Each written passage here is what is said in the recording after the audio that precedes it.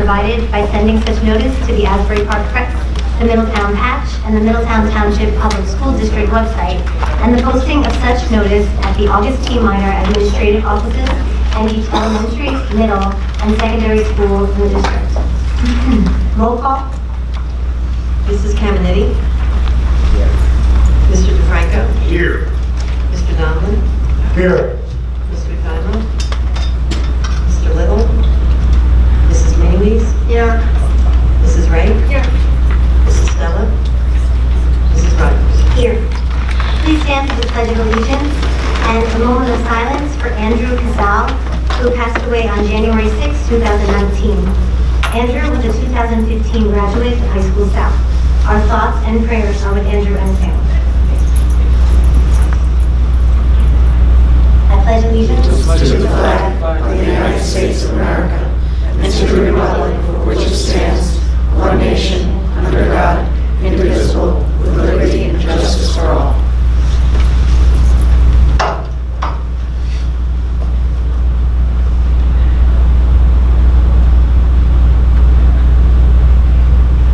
Okay, thank you.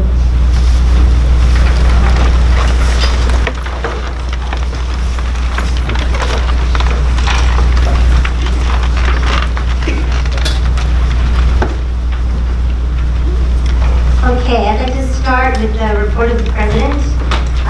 First thing I would like to talk about is our relationship with the Township Committee and the Board of Ed. We've been working very hard, both parties, to start a new trust with them.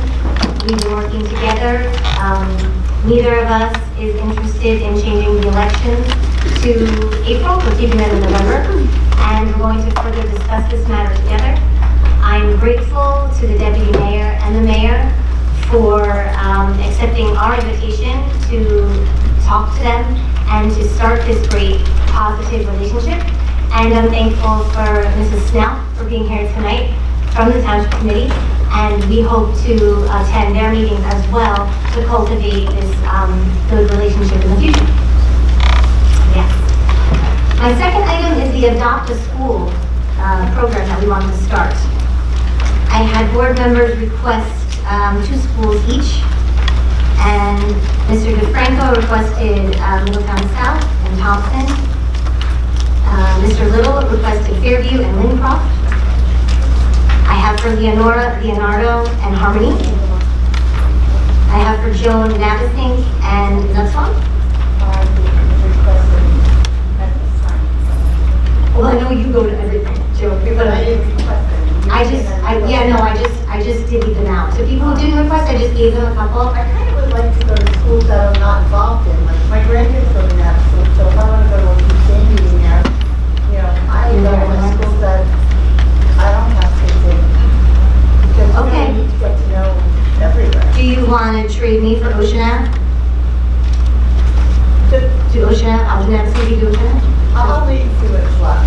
Okay. All right. I don't mind going to Ocean Ave because I go to their stuff anyway. Okay. I just Yeah, and this is not to discourage people. This is not to discourage board members from going to all the events that they already go to, but this is just a nice little way to get the board members' faces out there. Those who don't get to attend everything, that at least they can attend the 2 schools that they've adopted. That's all. Mrs. Stella, I have New Monmouth and High School North. For myself, I have River Plaza and Ocean Avenue. For Tom Dymo, I have Leonardo and Bayshore. For Deborah Wright, I have Bayview and Port Monmouth. And for Mike, I have Thorne. And I'm hoping Mike can go to the sporting events, but I know he goes to a lot of the sporting events.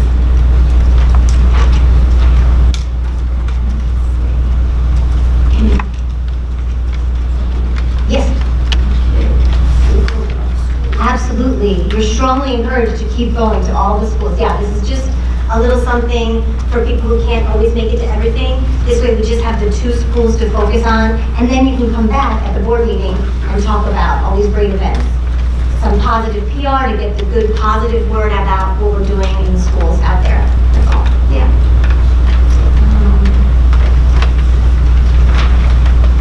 Okay.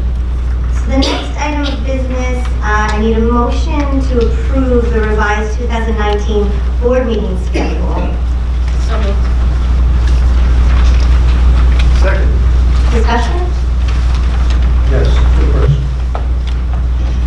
I know in our packet we have a copy of the school board calendar. Is there any way to go forward to the board meetings can be added to the school calendar? The board meetings can be added to the school calendar? Knowing that it's zero the next week, there's no school, maybe we can have a little more on the calendar for when there's a board meeting. Yes, Yeah. Right? absolutely. Okay. Well, Yep. Oh, yes. Thank you, Mike. Thanks, Mike. All the appropriate people in the room make that happen, right there. And, ensure that. Thank you. Yours. Upon tonight's voting, it will be live upon tonight's voting. Excuse me, I'm sorry, Dan said. I was sharing, it will be live upon tonight's vote. I've asked a number of times the superintendent's office, as you're aware, Dr. George, that once that meeting schedule has been approved, then it will definitely go up. Yeah, because it regularly is there. Yes, Dan's pointed his regular there, just had to do it, that's why I wasn't there. But absolutely. it will be. Thank you. I just wanted everyone to know the changes on this calendar. And my calendar, my personal calendar, things I have, I'm not gonna be able to make these changes. 6 of these changes, I definitely will not be here for these meetings. I know they're workshopping, but I just want you to know it's on record. Because we're supposed to commit to our meetings, and I can't be here. Those are really different. Okay, I understand. Okay? Anybody else? Yes. I don't have a problem with the meeting dates, but I have a problem with why this was done. So I'm not gonna vote for this because people like, in the beginning it was me, now it's Leonora. You're taking somebody that's elected. We all knew when the meetings were. You changed it, now there's 6 meetings she can't attend. You're stopping her from doing her elected, responsibility. It's just not fair of why it happened. Okay, well, we did have the doodle doc where everybody did weigh in, and I did watch the trend of all the board members and what they were choosing, and it did move towards the Wednesdays, so I kept myself out of it till the end, and I saw that most people were choosing the Wednesdays, so I went for the Wednesdays when I could, and when I could not, I left some of the dates exactly the same, and I believe that it's a compromise for all of us. I get what you do with Doodle, but I'm still saying on the record, it's not fair what you did to Leonore. Well, can I go in there? The year before, we went from Wednesday to Tuesday to Wednesday, right? Yeah. Yeah, we did. So, change has come to this board. And we do sometimes change the meetings to Mondays. So there is a lot of change. Yeah, that's a good point, Mike. Anybody else? Okay, so all in favor? Aye. Opposed? Opposed? Abstentions? Okay. Next we have personnel.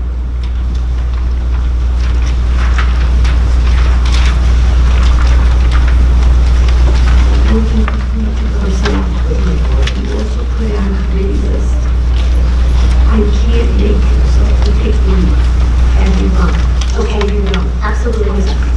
Well, my calendar, Okay, the other places, I can't. okay, we have 3 others on pick, so we should be okay. Thank you. Now, I have a comment on that too.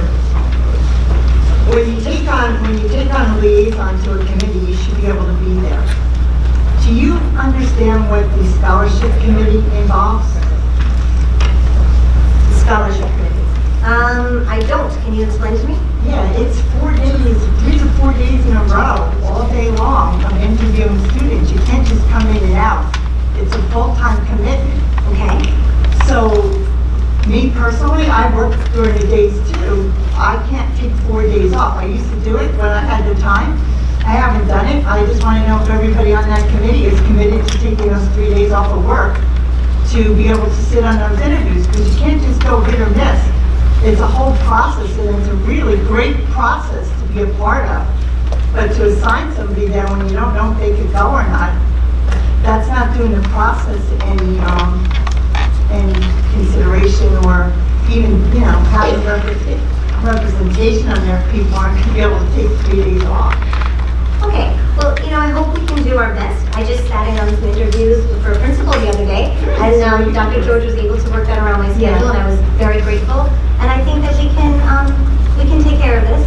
And Well, I just would like you to take me off the scholarship committee. Okay. Because for me, if I'm gonna be a liaison to something, I wanna make sure I can be there and do the best I can. I can't make those days in a row. And I also told you that I didn't want to be the PIC liaison, because I go to PIC every month, but I have to leave early because I work. So I do not want to be a liaison Joan, to something that I Joan, don't you want. told me that you weren't going to come to PIC. You didn't want to go to PIC. No, I told you. You were there. No. I was there on told you, Tuesday. Pam, I told you I didn't want to be the liaison. I go to PIC every month, but I also leave early if you watch, unless the meeting is done earlier, because I have to work at 11:30 every Where does it Tuesday. say So, that you're the liaison? I just see our 4 names there. I don't see liaison. but when you put our 4 names there, you're making us the liaison. Okay, well, I'll So- be there. So just to interject, just to clarify a little bit, one of the duties of the president is to assign people to committees. Right. If that does not, if there are issues, then you work them out. But it is the role of the president to assign I people to committees. understand, but when I'm a liaison to something, I want to be there. I want to know that I can commit. I can't commit to those. So I would really like to take my name off, because I wouldn't want people thinking that, listen, she's a liaison, she's not here, she's not feeling her duty. That's not right. Okay, On so the scholarship, see if I can just clarify on the scholarship by policy, because I also weighed in on this, Mrs. Rogers. By policy, Mrs. Rogers is following the policy, because there's supposed to be one person for each of the 2 high schools, and then, so in our review of the policy, and I did review this with Ms. Walk too, to make sure that we were trying to implement this with fidelity. We had one person and then an alternate in case in the situation something were to arise where the alternate could then fill in. So I just want to say that I advised Mrs. Rogers on that, and I thought I was doing that with fidelity to how the policy was written and how it had been done. And I emailed everyone. I emailed multiple times, and everybody else got back to me, Joan, and you did not. I did, Pam. I have my email to show you. So is it possible, I'm sorry, but is it possible? Okay, noted. We're taking. So is it possible to have that committee with one less person? Absolutely. Okay, so Yes. That's why I'm making my point. And Pam, I will send the whole board the email that I sent to you, because I did respond. I even asked a question. So please don't ever say I didn't respond when I did. Okay. I need a motion to adjourn the special voting meeting and open for the pre-meeting workshop. We didn't vote on it. Oh, sorry. I'm sorry, I'm just a little flustered. I can't imagine why. Me neither. So do we have a motion? Did anyone make a motion? No one has made a motion. So to move the personnel items on the report, items 1 through 9. I make a motion. Second. I'm sorry, who made the motion? Need a second? Yes. Any discussion? All in favor? All in favor? Aye. Opposed? Abstentions? On all items? Yeah.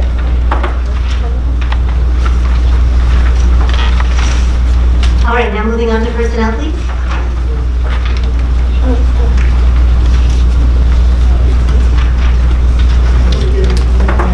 Special please. Special motion. So now I need to- Well, the only other thing we had before that was, the resolution for the school boards association. And just as a point of order, this resolution comes from the county. Yes. From the county. So it's not that this board is voting on this, but you're acknowledging that. It's an acknowledgement Right, okay. of the, yes. Okay. Should I read it? Or Okay. you would like to read it with some. Okay, so it's School Board Recognition Month in New Jersey, January 2019, and I'd just like to read this resolution. Whereas New Jersey's public schools serve approximately 1.4 million children, and whereas the educational goals for these districts are chartered by local school boards, which serve as advocates for public education as they work with school administrators, teachers, parents, and members of the community. And whereas boards of education provide accountability to the public, they communicate the needs of the school district to the community, and they convey to the school administration the public's expectations for the district.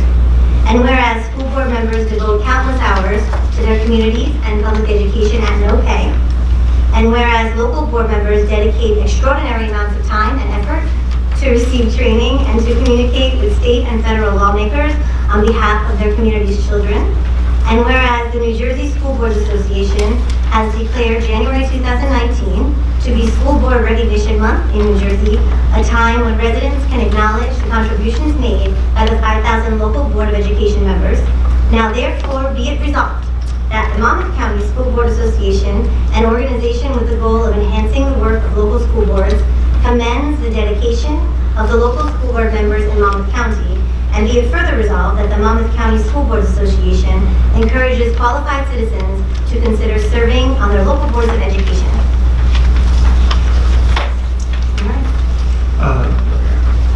Mrs. Rogers? Yes. I'm going to make a motion that we adjourn the special voting meeting and open the pre-meeting workshop. So moved. Seconded. All in favor? Aye. Opposed? Abstentions? All right. And now can we move on to the committee reports? Starting with facilities. We brought Steve Siegel from Spiegel Architects before the board to hear an update on the ESIP projects. We've been updating the board every month on the status of the projects, but Spiegel has been our architect overseeing a lot of the work and working with us to get these projects completed. So we wanted to bring Mr. Siegel to speak to you directly about the status of the projects at this point. Steve?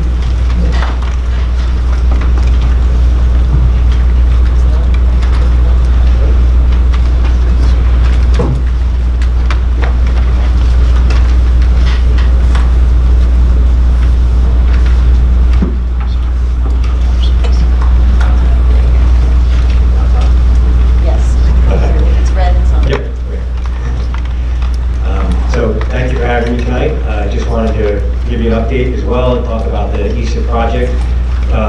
Some of you have been on the board for a while that know the project took place. We started this a little over 2.5 years ago. It was a long process going through the energy audits and trying to get all the project scope defined and see what would fit. So the end result was an $11.2 million project that's being paid for out of the savings versus the taxpayers' dollars. So this was a very successful project. Everything is pretty much complete at this point. All of the solar is up and running in all the schools. Everything finished up at the end of the year, as that was supposed to. There were no change orders or any unforeseens that came up that we couldn't address in the field with the solar project. There is one meter that just needs to be swapped out at this school, otherwise everything else is pretty much done. And now we're going through some commissioning and final third-party verification on the solar as well as some of the other projects. The HVAC project actually was very successful. Those bids came in low enough to where we were able to issue, which is really the only change order on all of these projects, and that was for additional rooftop units that addressed the rest of the Thorne, Thompson, and High School South rooftop units that were originally discussed. We were trying to figure out ways to get paid. There was enough funds to cover those, and that's what was expanded on the scope. Other than that, all of those units are done. The rooftop units are now being commissioned, which is where they go and check and make sure that everything is running properly. They're working out, fleshing out some of the bugs with control systems and making sure that that's running, and we're in the process of finishing the punch list. But other than that, those systems are up and running. As far as the lighting goes, all of the elementary schools, that was sort of the biggest part of the project because we're doing a lot of ceilings related to the lighting in the elementary schools, and they had 2 months to do it. So those of you who work in the school district or have been to the schools over the summer know what went on to try to get that done. It was pretty crazy at times. They were ripping ceilings down, putting lights up, putting new ceilings in, and it's kind of a mess, but we got through it, and they finished on time, getting all those ceilings and lights back up and running for the start of school, and then again, getting to just punch list items that they were able to do after school hours. And then the high schools and middle schools, we did after school hours and holidays, weekends, and so forth, and they finished up in the end of the year, except for South, which should be finished up within this next week, and High School North is supposed to be finished by, I think it's mid-February. So that's the only one that's dragging a little bit beyond, but everything else is done and operational. So as far as the savings go for those, you should start seeing everything coming through now in your electric bills, and Amy and I have been talking, so we're going to start helping track those to make sure you're seeing your savings, starting with the December bill through the next year, and make sure that those are working properly. We also did, as part of the project, there was a direct install program. So 6 of the elementary schools were done under direct install, which is a program that's run through the BPU, the state, and whereas you paid 30% and they paid 70% for those projects, and those all were rolled into this energy savings project as well. And those are all complete at this point too, going through some punch lists and cleanup items. Again, with all those, the lighting in particular, we thought we'd take the ceilings down and see some problems. No change orders, we were able to go through. We documented a lot of the existing conditions. We spent a lot of time above the ceilings to make sure of that. And at the end of the day, we have about $1 million left over on the project, which could help go for funding any initial payments that have to be made before these savings start to kick in, and other options that we have to work out those finance payments. But that's kind of very high level. I just wanted to go through quickly and touch on all the projects. But you know, again, it was a very successful project. The contractors responded to us. We had some times where they may not have been moving, but they came out and we spoke to them, and they responded and fixed things. And I think in general, it was a very successful project for the district and for the taxpayers. Have a question? I'm sorry, I was just going to add, and we're also in the process as part of the solar PPA, they're installing monitors in all of the schools that have the solar. The only school that did not get panels was Leonardo, because the space on the roof just wasn't adequate to substantiate the project there. But the schools will be getting monitors where they can see the power that's being generated and the trends and so forth. So that will be something that will be educational for the students as well. So we're in the process of getting those in. And at a future board meeting, we can bring that up actually on the screen and show you what those metrics look like and what the students are seeing. That's a good point. Thank you.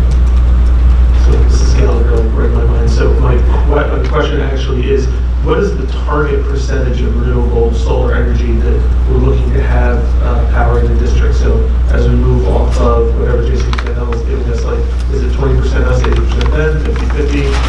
What was the target? You know, so we designed the system, actually the PPA company designed it, but when we laid it out initially, what we thought you would be able to fit on the roofs, they actually got 1 kilowatt more than what we predicted. So we looked at it in terms of size, not necessarily in terms of percentage, but I can certainly check that. We have the utility bills and see what the KW usage is versus the KW that was installed on the roof. Because the KW that was installed on the roof was, I have that chart here. Basically, it's 3.766 kilowatts. We had planned for 3.765, so they got one more. We told them they had to get at least what we put out there better, and they made one better. But I can find that out and report back.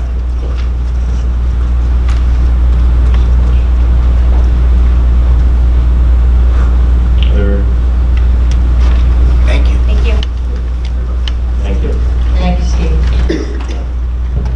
This is Rogers, we just have one more item under facilities that I'll just talk about briefly before we move on to the next area. The only other items have under facilities is the high school Northfield drainage issue, and we've been talking about that the last meeting or two.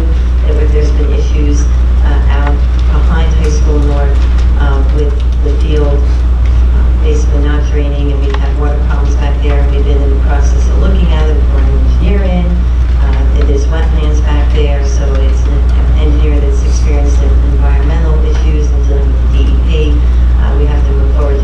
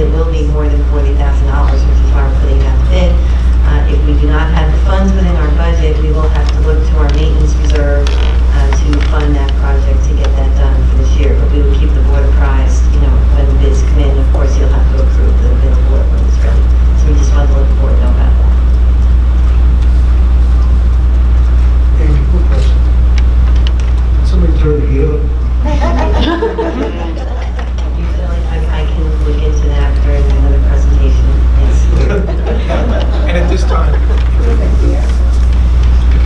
move to the curriculum presentation so that we can get the building level administrators, secondary building level.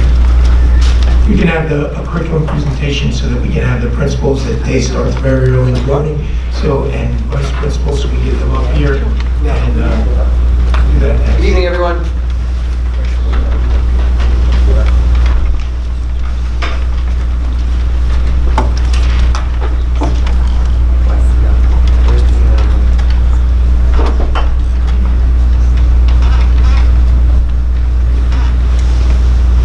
It's kind of good, a good spot to stand because we should get a full breath of the room. I don't like having my back. It's making me a little nervous. It's okay. You look trustworthy. Good evening, everyone. How are you? My name is Matt Kirkpatrick. I'm the principal of Middletown High School South. I'm here tonight with Ms. Nicholas, who's the assistant principal of guidance at High School South, Dr. Cartier, who's the principal at High School North, and Tony Mormile, who's the assistant principal at High School North. And we're here to discuss a senior flex option that we plan on implementing with our seniors next year. And I am going to start by talking about some of the rationale used when making the decision to implement such a program. So from time to time, we have seniors come and visit us and approach us and want an option of a senior flex program, which would allow them to either leave early or come in a little bit late. They're very aware that by state standards, they only need 120 credits to graduate, plus taking English and physical education their senior year. So they can, like I said, they can come in a little bit late or they can leave early. They can go to a job that supports college and career readiness. They can go to a job that's going to help them pay for college the next year. They can do community service, they can do an internship, they can work on schoolwork, or they can come up with a service project that they can work on with guidance counselors or teachers that they can get credits for. One of our goals over the last couple of years as administrators has also been to work on school attendance. And what we have found when we've analyzed our data is that our seniors, as they go, compared to our underclassmen, the seniors' tardies and absences are much, much higher. What we feel is that they're not intrinsically motivated to take those classes that they don't necessarily need.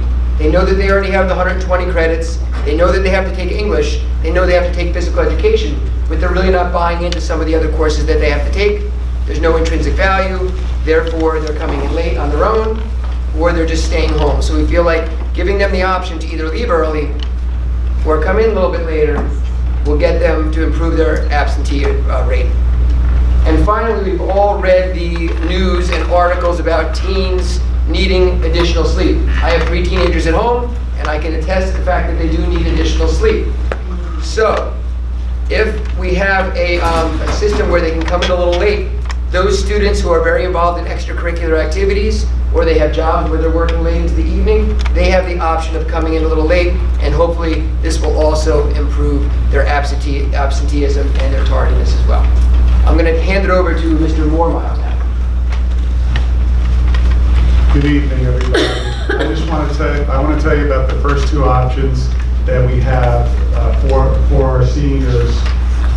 Once again, this is our way of formalizing a plan for our seniors to get out and to follow their passions and do some individualized learning on what they may pursue beyond Middletown as they further their education. The first one is called the Capstone Project. This is new. We're thinking it's going to be a full year option for 10 credits for students. This is where students do individual research, independent research on a problem of their choice. And they work with a faculty member of their choice in order to produce a research paper or some sort of community project where they reveal their deep understanding of the topic. So this could be a presentation in front of other faculty members, administrators. It's a lot like our independent study now, but we want to add a little more components to it. So that's one option. Again, it's called the Capstone Project. Another option that we have currently in our course catalog, but it's not utilized much, is called the Service Learning Project, where students get out into the community and organize service that somehow meets the need of a certain part of the community. It's something, like I said, it's on the books right now, but we don't really use it much, and we're going to try to find a way to get it working so our seniors could get out and do some good service work. I'm going to turn it over to my counterpart over at South Tower, Nicholas. Okay, so we realize that this program wouldn't be for every student. Competitive colleges and universities do want students taking rigorous courses all throughout high school, including senior year. So we kind of explored programs that other local districts are doing, and a lot of them simply do the early release, where students are going on to work, maybe do community service or get an internship. We thought it was important for our students who want to go on to competitive colleges and university to have a senior early release, but get some credit bearing with that. And that's why we decided on those two projects that we are going to still further explore. But for students who necessarily don't want to continue taking all those extra credits, we said like a senior internship program, we could also, allow them going to work. But additionally, we're hoping more students would take advantage on going to Brookdale, coming in for our dual enrollment that we already have, the early release program, where students are part-time in our high schools and part-time on Brookdale campus.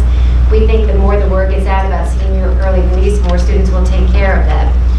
Additionally, the Middletown School District has been working with the other school districts in the county with Brookdale. Brookdale is under a new administration, and what they're finding is a lot of the students, after completing high school, they are entering into Brookdale taking basic skills classes, some foundation courses, meaning Brookdale does not feel like they are prepared to go on and take college level classes, and they are basing that on the AccuPlacer or SAT scores. So we are working with Brookdale. We have a meeting at the end of this month where they want to hear from us and they want to hear from the schools. And one of these options, if we did senior early release, we would release our seniors who are going on to Brookdale to take these foundation courses while they're currently in high school, instead of waiting until they're in college, so that hopefully they will complete their 2 years at Brookdale in 2 years, instead of having to take the remedial courses and then going on for the 2 years. The good news is, around the county, the students in Middletown who need to take remedial courses, we are some of the lowest percentile in doing that. We're working with Brookdale to see if we could find some more about these students who need these remedial courses, because based on FERPAs, we do not have these names, so we don't know what math they took in our buildings or necessarily what English and things like that. So I'm going to turn it over now to Dr. Cardia. Okay, so I'm the closer. At this point, we have to do some necessary steps. First and foremost is to review the existing Board of Education high school graduation policy for review and revision as necessary to reflect this new practice. Then we have to get the word out to the entire community and all of the stakeholders involved. First and foremost, we'll speak with the faculty, and we'll do this at our general meeting, and also in small group settings. Mr. Kirkpatrick and myself have monthly principals advisory meetings, and we'll be discussing all of the possible options. The next group, of course, would be the students. We will meet first with the juniors, explaining and highlighting all the possible options that they may have. We'll also speak to the underclassmen, because many of them may now be motivated to do as well as possible in their academic programs, and also on the standardized state assessment, so that they would be eligible for one of these options when they become seniors. We will then also meet with the guidance counselors to highlight each specific option, so as they meet one-on-one with the students in scheduling for next year, they can explain all of these possible options. It will also be on different social media platforms for the students to, again, determine what they would like to do moving forward. And the next group, of course, would be the parents. And we would, again, explain all of this to them through our parent PFA, PTO meetings, PIC meetings, Naviance, and also we are going to send a letter to each of the senior parents explaining this new practice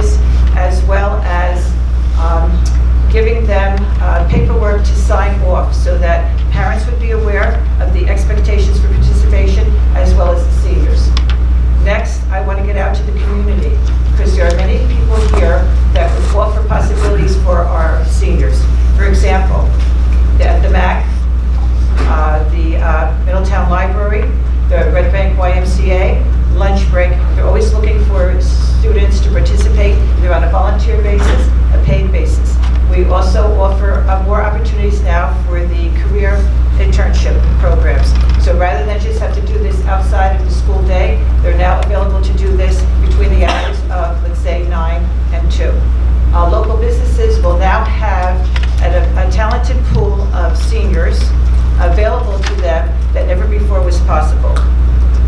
Moving forward, we also want to get out there on all social media platforms as well as print media. So through the Asbury Park Press, Monmouth Journal, Middletown Journal, explaining everything that we want to do here for our seniors. To me, this is a win-win situation. Seniors now can select a course of action that best meets their personal goals and post-secondary goals.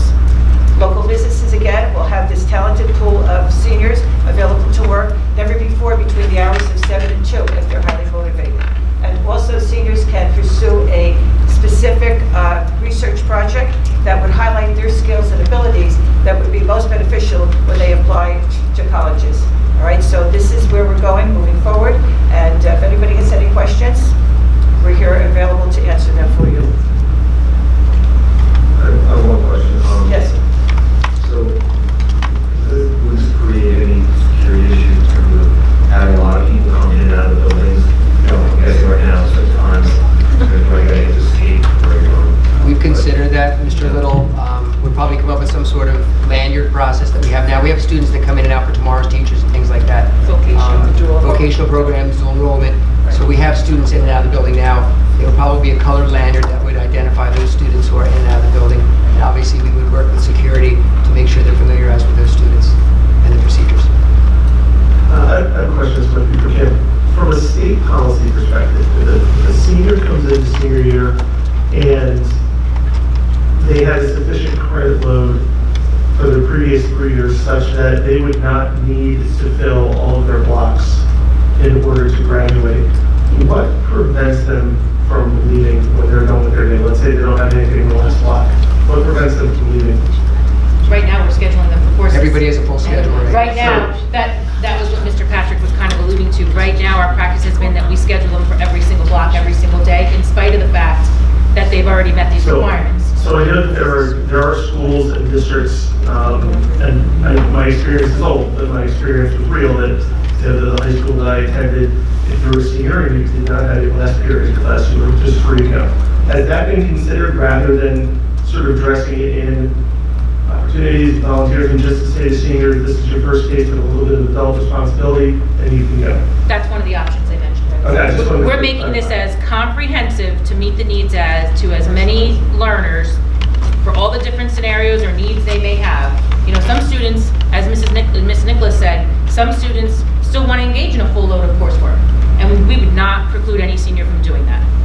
There are a handful that are saying, you know what, I'd like to get out one period early because I'd like to participate in one of the projects that Mr. Mormile was referencing, because I still would like to earn some credit for a project. I don't need income, I don't want to do formalized work, but I would like to do a project that benefits the community, benefits a particular passion I have. It's kind of like a dissertation. The capstone is a very common language amongst post-secondary universities. They use that in lieu of dissertation for undergrad. So it would kind of be like jump-starting my research studies as a senior. But the other option is, I think Mr. Kirkpatrick mentioned, maybe I just want to leave early, maybe go to work because I need to earn income, because I need to start saving money because next year I want to go to college and I need to start creating a bank account to afford that. My family may need some extra income. Or maybe I'm so involved, I have, you know, 3 classes every day, plus I do athletics, you know, I'm a 2-season athlete and I'm in clubs, and to come in late every day, to just do a late arrival and be able to come in second block, affords me to be able to get all my work done at night and not be up and then have the stress of getting up so early. And it allows me to get other things done, you know, in that morning before I arrive to school. Because I don't have to earn extra income, and I don't really want extra credit, and I'm not interested in an internship or an additional project. Because I'm taking, you know, a couple AP courses, honors courses, and I would just like the extra time to be able to study or sleep or do what's best for my life. So we're trying to keep this as, that's why it's the flex option. The other thing I don't think that we quite hit on, that we talked about, Ms. Nicholas kind of did, she talked about, we have some students who may not be involved in our formalized early college academy. We're starting in freshman year. They're on a very prescribed track. But by sophomore and junior year, because we are a comprehensive K-12 public education, you know, district, we do have limits, you know, to the types of courses we can offer here on our campus. And we max out. And there are some, and I see a parent here tonight, and we've had this discussion, you know, if you're interested in a very specific track, like an art track, we kind of cap out to the level of rigor that we can offer because there's a very small pool of students who may be interested in a particular subject. But Brookdale offers an undergraduate course that they can enroll in, that they can get a jump start on down that, further down that path. We just don't have the means to do it. We don't have the usage to employ the staff members with the capacity to teach it. So we want to provide those students that opportunity as well. And starting next year, because of the predicament we're finding in our trending in terms of course enrollment, we are making some adjustments to how we're offering AP courses. Some AP courses may only be offered in one high school because it's traditionally very under-enrolled. It's hard to sustain AP courses where you have 4 students enrolled in them, in a school. But yet maybe you have 6 in the other school. So together, it's a solid group of students, and we want to give those students that opportunity to take that AP course. So this would allow those students who want to maybe travel over to here to North or there to South, wherever the course is going to be offered, to do that if it's not on their high school specific campus. Because now they can travel safely over to the other campus because they can remove a block of period from their schedule to do so. So we're trying to make it as customizable, for lack of a better word, to each student's unique needs as they come up. So you would have to drive to school in order to do this, right? Or have transportation, a means of transportation, yeah. Most likely you have to drive. Some kids actually drive each other, their relationships, but yes. Any idea what parents think of this? And in terms of the actual likelihood that somebody's that the kids actually going to go to classes, or the likelihood of that really happening that way, and what parents think in general of having this stuff. Well, that's part of the parent presentations that are going to happen now. Okay, so we don't know what parents. You're our first You're our first audience. They're our first group of parents here and community stakeholders. We know we've heard from the students who are giving us these ideas, and listen, they're very motivated students that we have here in Middletown. They don't want to be necessarily limited to the walls of this school. Like, they want to start making their mark on the world in different ways. And we want to give them that opportunity. If it's within the state guidelines and it's within our means, we want to give them those opportunities. But the parents have to also consent to this. So in the end, if the senior wants to do it, there will be a permission slip in a formalized way for parents to have input into I think that. everything's great, like, talking about having last year, going if you're senior, and that. It sounds like it doesn't have to be a car, so it's very limited, I guess, to those folks. Yeah. And also too, in terms of parents, what they want to do. Yeah, ultimately, again, it's not going to be forced. It won't be forced on anyone. It's just opportunity for those who are, coming to us asking for other ways to meet their needs. And I think, Mr. Little, it's really an unknown how many students take advantage of this the first year, and how much it grows moving forward. It's preparing them for post-secondary, but they're going to be on their own and have to make these decisions. I have a question about the flex. In a lot of internships, and even if the students are going out for jobs, the schedules change every day. So how will that work for scheduling other classes? Going to need a consistent schedule. We won't know until we've been, some of this is going to be, there's going to be restrictions. We're not going to build the master schedule for 1,600 students just based on this. So, seniors who are interested in this, they may be limited, and based on the master schedule, they may come in and change their mind.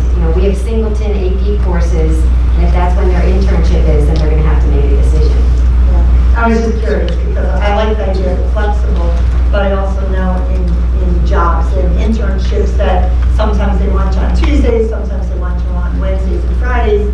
So how does that fit into the schedule? It's all part of the decision Okay. process. Is there an option to if they've met the requirement to graduate early? Yes. Excuse me, I'm sorry.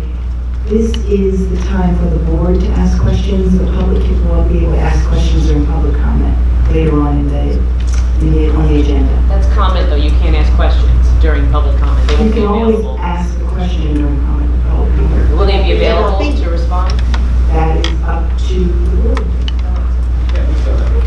Can we make a motion for them to ask questions? It's a good idea, let's do that. Why we have the people here?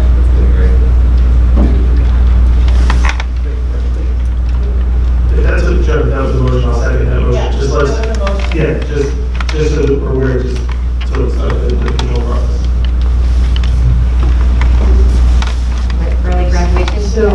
I'm sorry, but will you make a motion to allow it now or to allow it during public comment? The motion is to allow them to ask the questions now while the administrators are here. Okay. Everybody in favor? All in favor?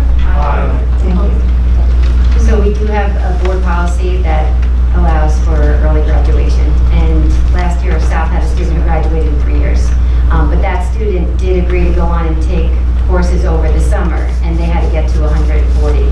Our district policy says 140, the state says 120. So this student did graduate in 3 years. Because there's still the requirement for 4 years of English and 4 Yes, years of that's a English. big, So it's that extra English, and it's the extra PE and health that some students elect to do as an independent learning opportunity. As in this case, the student did it over the summer between his junior and senior year. Kind of a related question. Being that you have to have a certain number of courses completed to be eligible for this, of the current junior population at the high schools now, how many would be considered eligible currently? I'm just curious. Almost all. All right. A large majority. Okay. Our students are very successful. They have Dr. good Cartier, you practices. brought up that you may talk to younger kids about how they would earn the right to do this. How would you differentiate between the kids who are earning the right to do this, and then you said at one point that you might also do this for kids who need remedial?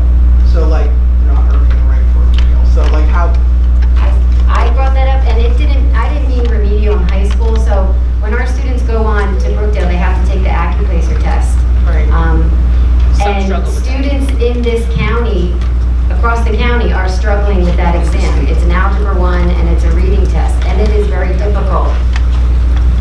You know, there's all different theories as to why students are doing well in this. Some people are saying colleges are a business, so they're making the cut scores high because they want these kids in remedial courses, so they're in their longer pay. I can't speak to that, you know, this is just a theory. But it is a problem, and Brookdale is telling us that the research shows that students in these remedial courses then don't go on to get their 2-year degree. They're tired of being in a class that's not counting towards anything. It doesn't mean that they're not successful in our high schools. It's just based on one test. Oh, okay. Brookdale is saying they're not ready to enter. Now, the other thing, and Brookdale is thinking about doing a pilot program next year where the AccuPlacer won't be the test used, and they do a portfolio through all the local high schools on the student's transcript and what other assessments we've used in the buildings. Thank you, I'm sorry. I misunderstood that. So what you would advocate for, if I'm understanding is that the child take the AccuPlacer prior to their senior year? Yes, junior year. All children? Not all children. Anyone who thinks that they're going to go on to Brookdale, maybe after high school. Just Brookdale children? Anybody on that path to Brookdale? Probably, yes. We would say take the test junior year, see how you do. If we think you did not, if Brookdale tells us you didn't meet that cut score, you can technically be a Middletown South student, Middletown North student, part-time, go on to Brookdale to take care of these remedial courses, so then when you graduate from our high schools, you're ready to enter the community college. I just want to say I'm on that committee for the county, working with Dr. Stout and Brookdale, and on not only portfolio, but also instead of the AccuPlacer, the SAT as well, which four-year colleges regularly assist. And also the AccuPlacer could also impact students that were going to enter the military as well, and the military option for education. So maybe ROTC. So that would provide, which is, you know, a great competition strategy, and not only getting career readiness skills, but also have an opportunity to pay for that college experience.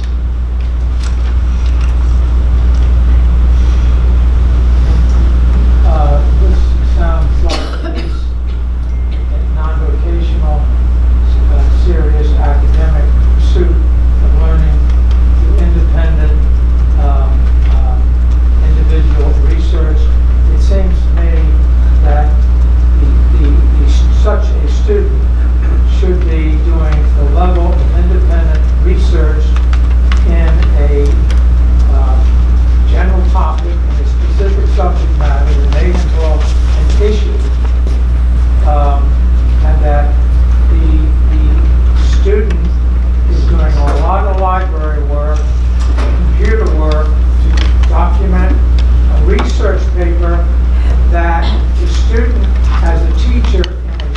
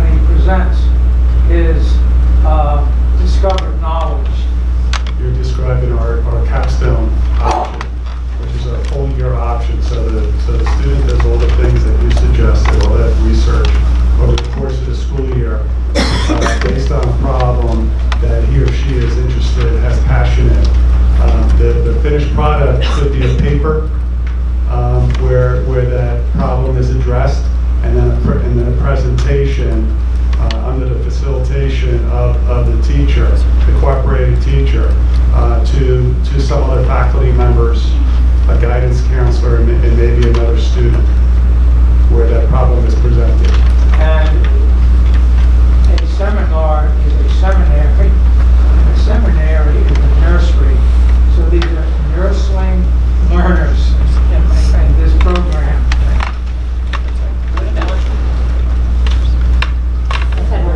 About, for the kids who might use the flex option and go to Brookdale, either as a dual enrollment or as a supplementary thing based on their active-placement scores, do they have to pay to go to Brookdale, or is that somehow folded into their public education now? They pay. They pay, okay.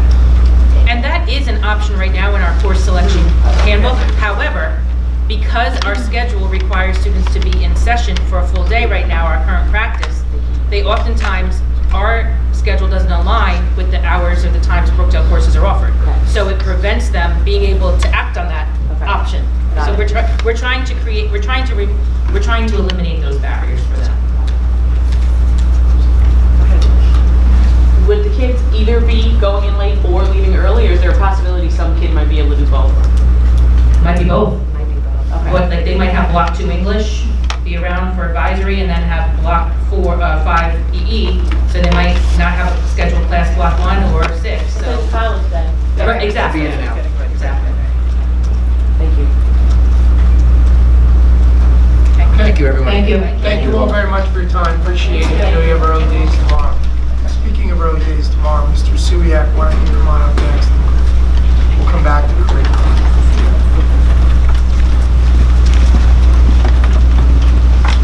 Go to technology. Good evening. I have a few items for information on item for the workshop this evening. The first one is the 2018-2019 MPS internship. This past summer, we ran a very successful internship with some students from North and South. And in our administrative technology meetings as well as in the previous workshop, we discussed expanding that during the course of the school year. Each of our high schools run a course called the Senior Career Seminar course, where one of the requirements of the course is to take part in an internship. So I was contacted by the teachers in the fall.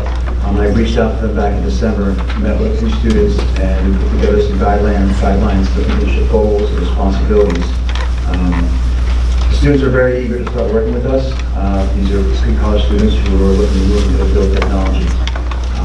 The students will be starting with us in the week of January 28th, and they will be involved in projects in a number of our schools, not just their home school. Some of the projects that will be involved in are obviously Chromebook deployment and maintenance, software deployment, website, digital communications, assessment device prep, inventory management, and you'll also be assessing some NJ Future Ready initiatives as well. The second item I have is uninterruptible power supplies, or UPSs, installations for secondary schools. In last month's meeting, I discussed how we were having some power issues with some of our camera servers in the secondary schools because of faulty power, power outages. Since then, UPSs were ordered, delivered, and installed yesterday with minimal downtime. So now each camera server has a dedicated backup battery supply. So what that means is when the power goes out, the battery will take over. If the power does not come back on before that battery diminishes, it will perform a proper shutdown of the device, so therefore. The third item I have is district file server upgrades. Over the course of the last 2 months, we've been upgrading a number of our file servers. We have 20 in total that are strictly data file servers in all of our schools. All these upgrades have to be done off hours to minimize downtime for students and staff. So we took advantage of the winter break this year and finalized the last of these 20 servers. The move to the new operating system, which is Windows Server 2016, it's the most recent non-beta version, provides us better security on them. It reduces the amount of total overall space needed for the drives and for the drive storage because of deduplication, and it has its own Windows Defender embedded into it to protect to add additional security as well. Any questions?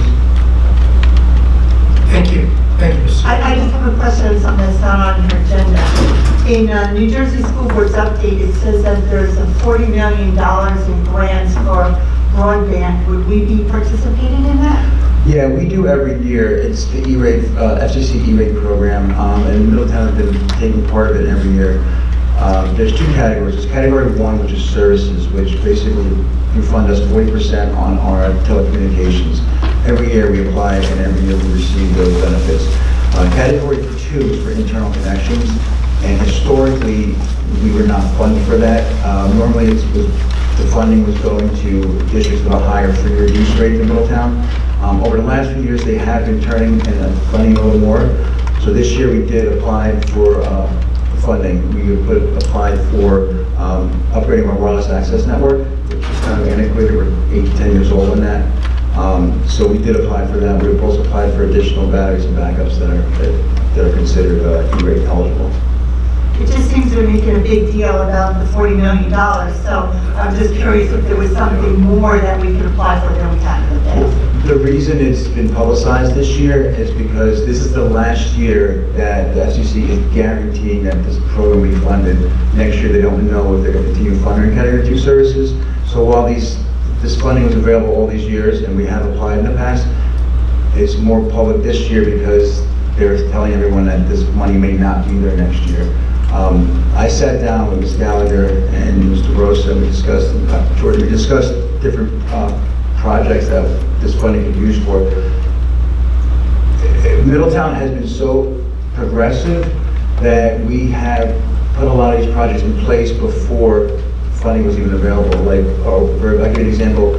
Middletown had a a dark fiber network connecting all the schools years before it was even funded. So this is more of a funding initiative to kind of have districts who are not up to speed kind of caught up. Yeah. Okay. I'm just curious because it just keeps coming out every other day in the email. That was actually our E-rate item under finance, so we did want to talk to the board about that, so that's bringing that up.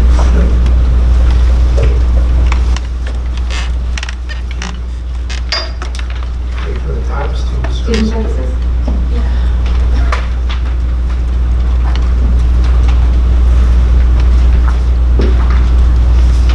Good evening. We're going to be recommending 39 students for home instruction. We have one student we're recommending for an out-of-district placement. We have 4 programs that we're recommending for home instruction for students who are hospitalized at different times throughout the year. Those are placements that are done usually done privately. Our parent presentation last week, we had about a handful of parents. That is going to be added to the website for parents who weren't able to make it to have that opportunity. We are going to be looking to do a presentation later in the school year with the curriculum department regarding intervention and referral process. We have the preschool open house tomorrow night at 6 o'clock at New Monmouth School. We have the Slam Dunk Autism Challenge here at High School North this Saturday, starting at 9:30, and we'll be going till 5:30. There will be several different teams from the Shore Conference that'll be playing each other. I think we have number 3 Manchester playing another district from, I think, up northern Jersey. So that'll be one of the key programs. We have our intramural basketball program for our students at High School South. It'll be against Freehold Township, and the game is going to be February 7th at around 5:45. We also have been doing annually where we invite board members to look at observe our special class programs at all of our schools that have those programs. So we'll be sending out dates to invite you to observe our programs and to see some of our students and how successful they are. Okay. Thank you. Thank you. Curriculum.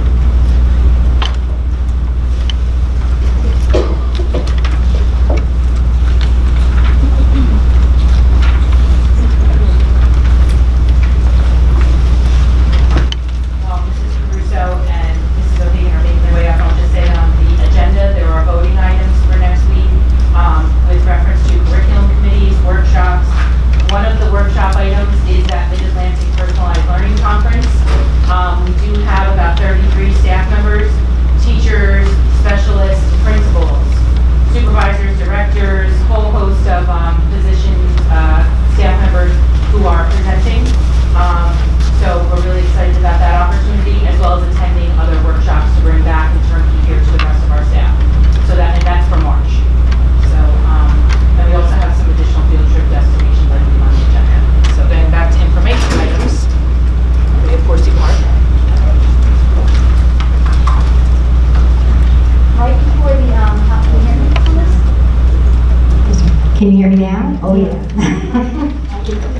Right before the winter break, I received an email from Janet Gillette, who's the lady who runs the recreation department for the township at Forsyth Park, sharing with me that they were very excited about the culminating activity for our brand new 5th grade Forsyth Park program. You might recall that we, when the Next Generation Science Standards came in, we updated in particular the 5th grade program because the prior program was not supported by the new standards. So the new program, which is called Web of Life, created by, I'm trying to think of the woman's name, it's escaping me right now, she's terrific, at Forsyth Park. And she sent to us a website of Web of Life with all the pictures that were taken by the students, for the students, the data they collected, the patterns they developed, and they shared that with all the 5th grade students, teachers, so that they could share it with parents, etc. So I gave you the link to that website on your committee report agenda, so I'd like you to take a look at it and see, and I just want you to know it's going very well. Okay, Web of Life. Second item. This is on the agenda. Yeah, let me just say, we wanted to give a quick update. We had, I know some of you had a shared service meeting last night and you were unable to attend, but I know some of you had spouse members who attended our AP Parent Information Night here at High School North. We were really excited to turn around at one point and see that the auditorium, probably one of our best turnouts yet for an information fair, although I will say I think our Pathway and Academy Night was also really well attended this year. So we're so grateful that parents and students have such an interest in our programs and our offerings and are really looking to join with us in giving them all the options that they desire. The night went really well. I'm so grateful to our students who served on the panel. Was anybody there last night? They did a great job. The students did a great job. We didn't even know what the questions were going to be because the supervisors and the directors tried a new thing where they let the parents and the kids type in their questions to a Google in real time, so we didn't even know how to prep them. They were a little nervous about that, but they handled everything really well, and they shed light that we would never be able to offer as adults. So we were really grateful for them. We have the intent, as we've been discussing in the board curriculum committee, as it's been an evolving topic, and we've been kind of like here and there touching on it, starting with our report out of our AP scores back in September to the board. There's been a concern with the trending in lower enrollment in our overall AP courses.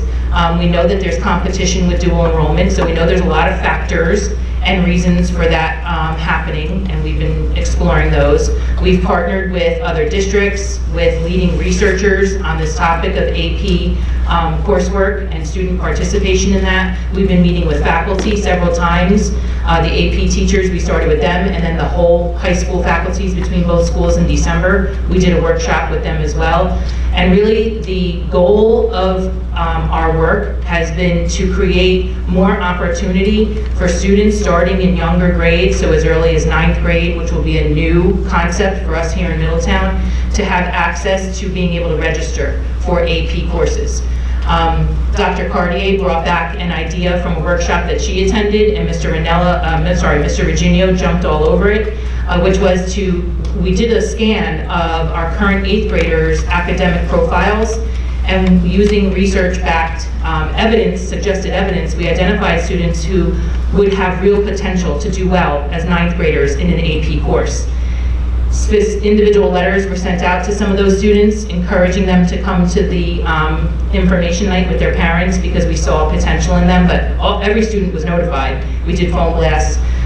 So we're really trying to be more inclusive and begin access to those courses at a younger age when ready. Research shows that freshmen do just as well and sometimes even better than their sophomore, junior, and senior counterparts when it comes to their success on the final AP exam and earning scores that allow them to receive college credit. So the trend worldwide, not even within New Jersey or in our country, but worldwide, has been to expand that opportunity to younger students in the high school years. So that was really the goal of it. You know that one of the other things we've been tackling is also the decline in participation in just the end of course AP exam itself that we're also facing. Currently, just looking at the 19 or so high school districts in the county, unfortunately, our participation rate is number about 15.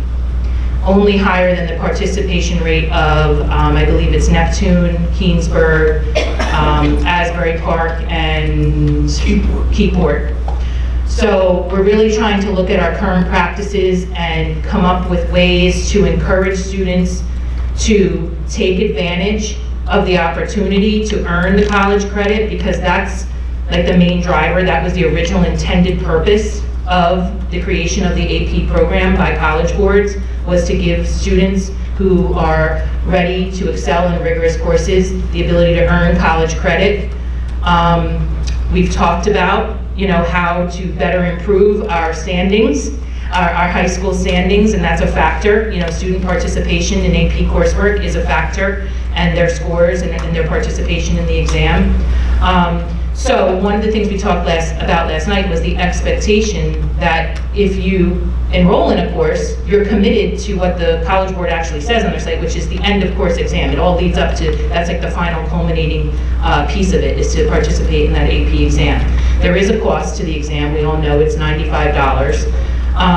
So depending on circumstances, I know Mr. Virginio, the question was asked last night, or I think it came up, how will that be accommodated, is that requirement, how will that requirement be handled if there are other situations? And I think he explained that right now we're exploring the fact that there are going to be extenuating circumstances, and there are going to be potential financial hardships, or other, there's always a time, you can't predict them all, what those extenuating circumstances may be. So we are currently exploring what those situations are. Right now, we already have resources in place.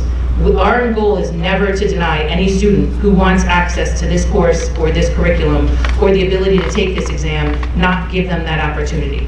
Right now, the College Board waives the fee for the $95 exam for any free and reduced lunch eligible students. We as a district have also, the schools have been supporting students who maybe don't qualify or are noted as eligible, free and reduced lunch eligible, but have other hardships. We will continue to find the ways and the means to do that and to consider other circumstances. We didn't elaborate on that last night because every kid is going to come with a different scenario or situation. We didn't want to highlight on the negatives. We want to try to get kids to be involved.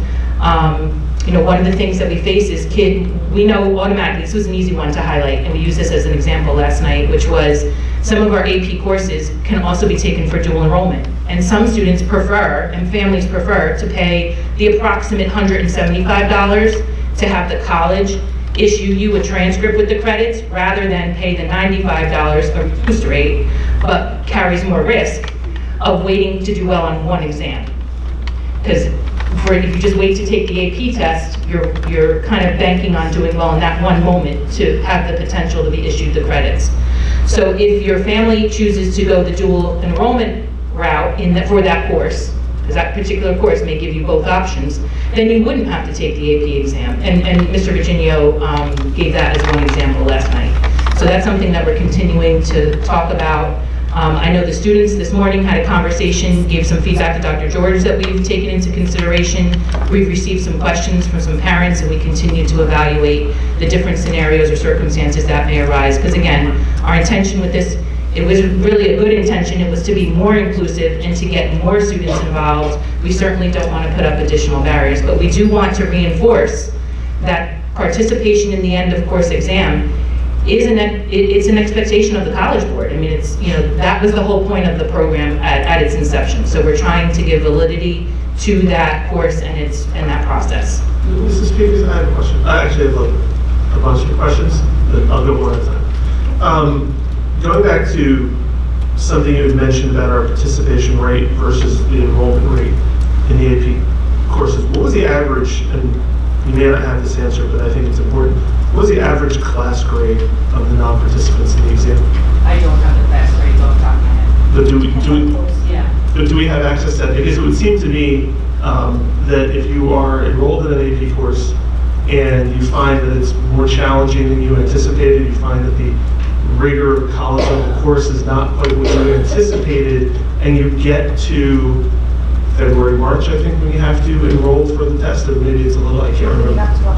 Okay, so at that point even, and you're not feeling it. Yeah, right, but so it's October, you're 2 months into your class, you're not feeling it, and you decide not to enroll, that might be a good idea rather than to get a 1 or 2 on the exam. So I'm curious how many of these kids who are not taking the AP exam either felt they wouldn't have done well or how they finished in that class. I think that's an important metric to know, to understand what the real problem might be. Because my feeling is that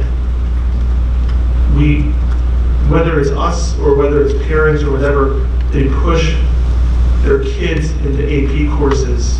And, again, going back 25 years, having taken AP courses, they're taught like college courses. And I don't know that every sophomore, junior, maybe freshman coming up is ready for that sort of rigor and what's expected of them on a week-by-week basis and what's going to be expected of them in that exam room. So I'm just worried that for whatever we're chasing as a school district, it might not be beneficial for these kids. It might be more beneficial for them to take regular courses, and then as they learn how to be high school students, we're almost asking these kids to learn how to be college students while they're learning how to be high school students. Because you have to learn how to be a high school student. We're giving them all this freedom with block scheduling. We're talking about giving them more freedom as they become seniors. And now we're also saying, oh, by the way, you should also learn to become a college student as a freshman. So that's, I have a lot of reservations. If I could just add in on that, a couple of things.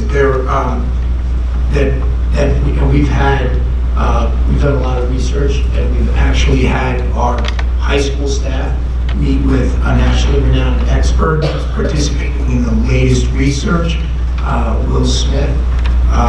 Will was previously the principal of Raritan High School, which ranks #1 in participation for the county. And I think that's interesting. It's Raritan High School, not Rumson. And theirs is more than double the participation rate as ours. A lot of research was presented to us. Students, first of all, to your point, if we set the expectation, and from our perspective, rightly so, that on the entrance, on the way in, this is a college level class, and there's an assessment appropriately at the end of this that's going to reflect this, this could help us at the beginning of the year set realistic expectations for sectioning. Right now, we have students that begin the year in AP and then transition out of AP into college prep, having a significant impact on the class sizes of that college prep class. And then what that does is drive up the college prep class student to teacher ratio. And the data shows us year after year this happens. So setting that expectation that an expectation for advanced placement courses is to participate in that assessment. We find from all the research, the #1 predictor of success is the student deciding that they want to take the course. So if a student is committed to the course from start to finish, and the assessments that appropriately are scheduled with the course, they're most likely to be successful. To your point though, of 1 and 2s, the data, the research is really interesting on that as well. So even students that get a 1 or a 2 on the exam are more likely, significantly more likely to graduate college than their counterparts. This is an initiative for us to be more inclusive, not less inclusive. And for the student that is not committed to that rigor, setting that clear expectation at the start allows us as an administrative team and a building level administration to appropriately set sectioning so it doesn't adversely impact their college prep counterparts. I just wanted to add that because those are important points. I don't, when you say college prep, I mean, are these classes that have the same weighting in terms of their rankings and things like that? I mean, these AP courses probably carry, I'm guessing, a little bit more credit for high school, right? 2, if somebody decides they don't want to take it because of their grades, I don't know why we care, first of all. Second, if some kid goes in there and they feel like it's overwhelmed, I think forcing them to keep doing it might be not the right answer. No, that's what you're saying, because they can't. No, they can't we're transfer to college suggesting right the expectation coming in with taking the assessment, it's a more realistic commitment to the course. Not that they could still go to transfer. You're talking about Just the research shows that they're less likely to You're transfer. talking about, what, 15, 16-year-olds? And not only that, but I mean, do we have an idea it's mostly like the underclassmen who don't go through with it, or is it the seniors? Like, in other words, is there like a breakout, like saying sophomores would take it and say, listen, I got 2 years left in college, and I don't really feel like taking this test, or a senior who might have fear that if I get a 2 on this, it's going to sit up in the ether, you know, that like a 2 grade, you know? I feel like we're maybe putting too much emphasis on it. No, I'm just asking, I know you have it, I haven't, so I'm asking. So that's why, speaking from. Yeah, Mr. Can you hear me? Oh, yeah, sorry. It automatically goes off, if you know that. Okay, it's new. For 10 years, we report out to the board on the AP scores, as you know. When they come in July, we start preparing reports for the directors and the supervisors for each of the departments. And one of the things we report out on every year is the number of students enrolled in each course and the number of students who took the test in each course. And every year I get that question, how come so few students are taking the test? And it's a good question. We go back to the students. Some of the reasons are valid, but others are more like, well, I just didn't want to. It's seniors primarily. And some juniors that are saying, no, I'm not going to take the test. I'm a senior, I'm done. You know, I got into college. They've already been accepted or whatever. And that is a concern because it's not good for the school district, that kind of reputation for the number of kids who actually participate in the college boards. The College Board approves our syllabus for each and every course. So we are teaching that syllabus, and then the students don't take the test that they've been preparing them for all year, which was the point of the course in the first place. So it is a concern, a legitimate concern. I understand why we've been asked that question every year. So we do want to try to encourage higher participation. I just want to add one very small thing. I think Mrs. Peak has covered it, but I want to make sure that it comes through loud and clear.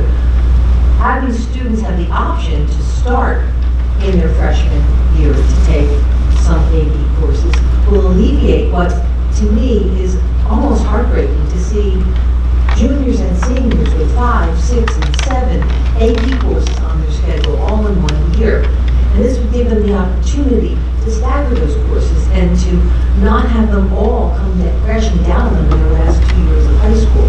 We want kids to enjoy their high school experience and not have it so high stakes in those last 2 years. And this way they'll be building their familiarity with some of the less strenuous AP courses. They'll be building they'll be building their familiarity with how an AP course runs with those that don't have a prerequisite.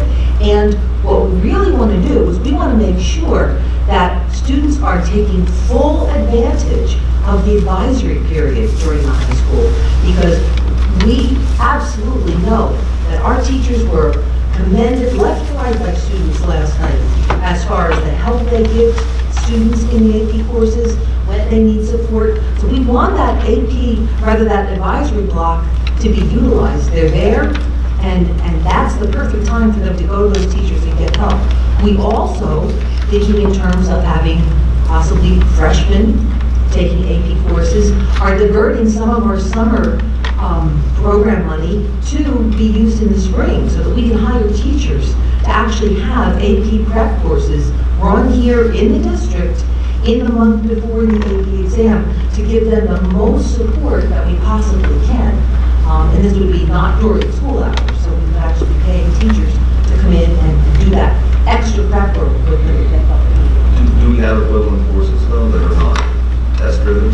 I'm sorry? In other words, if I went to AP, whatever, is there another class that has the same kind of weight, like an honors class of some sort, that gives the same sort of weight and same sort of like, in other words, are the APs the only avenue that you can do certain things? AP is the avenue to get the highest rank weighted course. All right, so that's probably part of what. But remember, there are some AP courses that have a dual enrollment in Seton Hall, Fairleigh Dickinson, Ryder, and if you take that AP course and do it as a dual enrollment course, you don't have to take the AP exam. You pay the minimal tuition, which is a very reduced rate, to that college or university, and you get a transcript with those 3 or 6 or however many credits you've enrolled in, and they're good to go. I think that's the incentive right there, though. Like, I don't have an equivalent course that doesn't have an AP test attached to it. I'm sort of trying to figure out how to get my ranking, or maybe there's a topic that I like, I find challenging. I know it was like 3,000 years ago when I did that, but I remember that AP courses, unfortunately, had the same weight as the honors courses, I think. So it was different if you wanted to take the test for credit. So I think it's a lot more AP tests now. So we don't have other options. I don't know how we tell kids they can't do it. And everyone has strategies about how they want to go to college. So strategy might be, I decide not to take the test, but I want to wait, or I want the challenge because I want to try to. Right. So two things on that.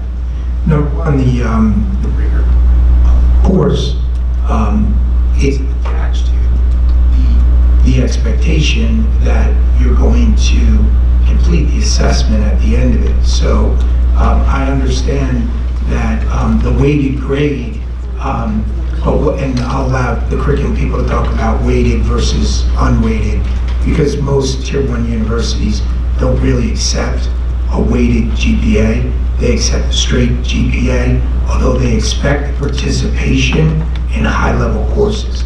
Those high-level courses can be defined as dual enrollment, in which case you wouldn't have to take the test, or AP.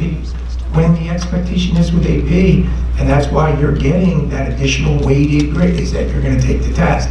So one of those two things come into play. I think it's important for us, and we're committed to this, for any form of financial hardship, and I think this is the real discussion for the board, we have to be committed to an option for financial hardship that is fair and appropriate, so that no one, and I've been assured by both high schools, that no one is ever not provided for financial hardship, however they deem it, the opportunity to take that test. We have always had something in place so that no high school student is turned away from that.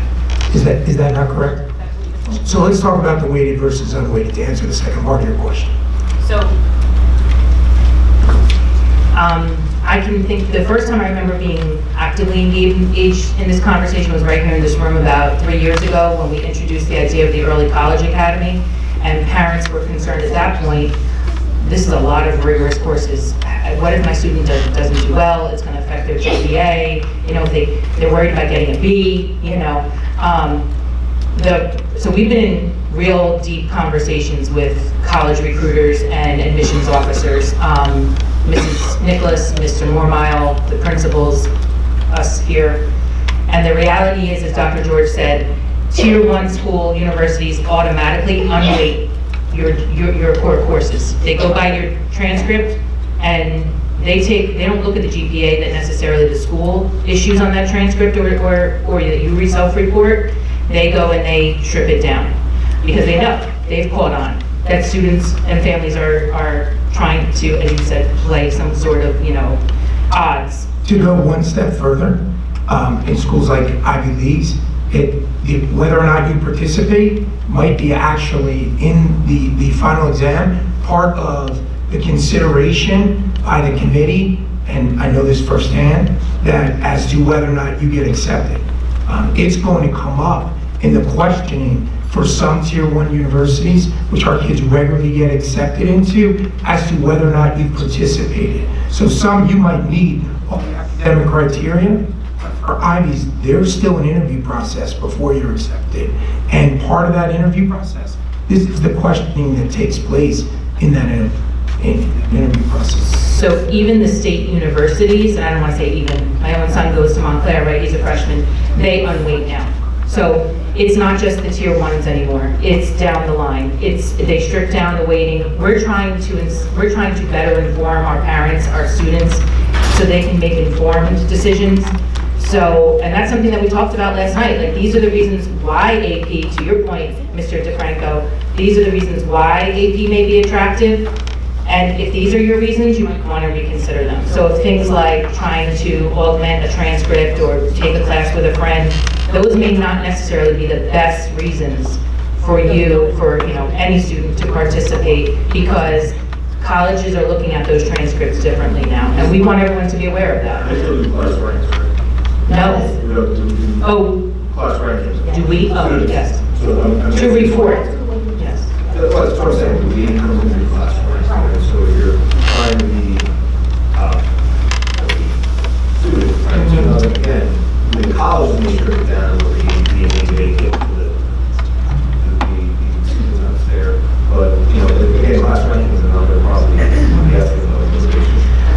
talking to the college admissions officers. Most recently, last year, I spoke to someone at University, I want to say TCMJ because that's what I knew it as, but the College of New Jersey. High schools are also tiered, and that is how weight is also applied to your GPA. So for example, if you go to Allied Health and you graduate from Allied Health, probably every student 1 through, I don't know how many are in a class, graduating class there, 60, could potentially be a valedictorian, a salutatorian in their traditional homes, what would have been their home school.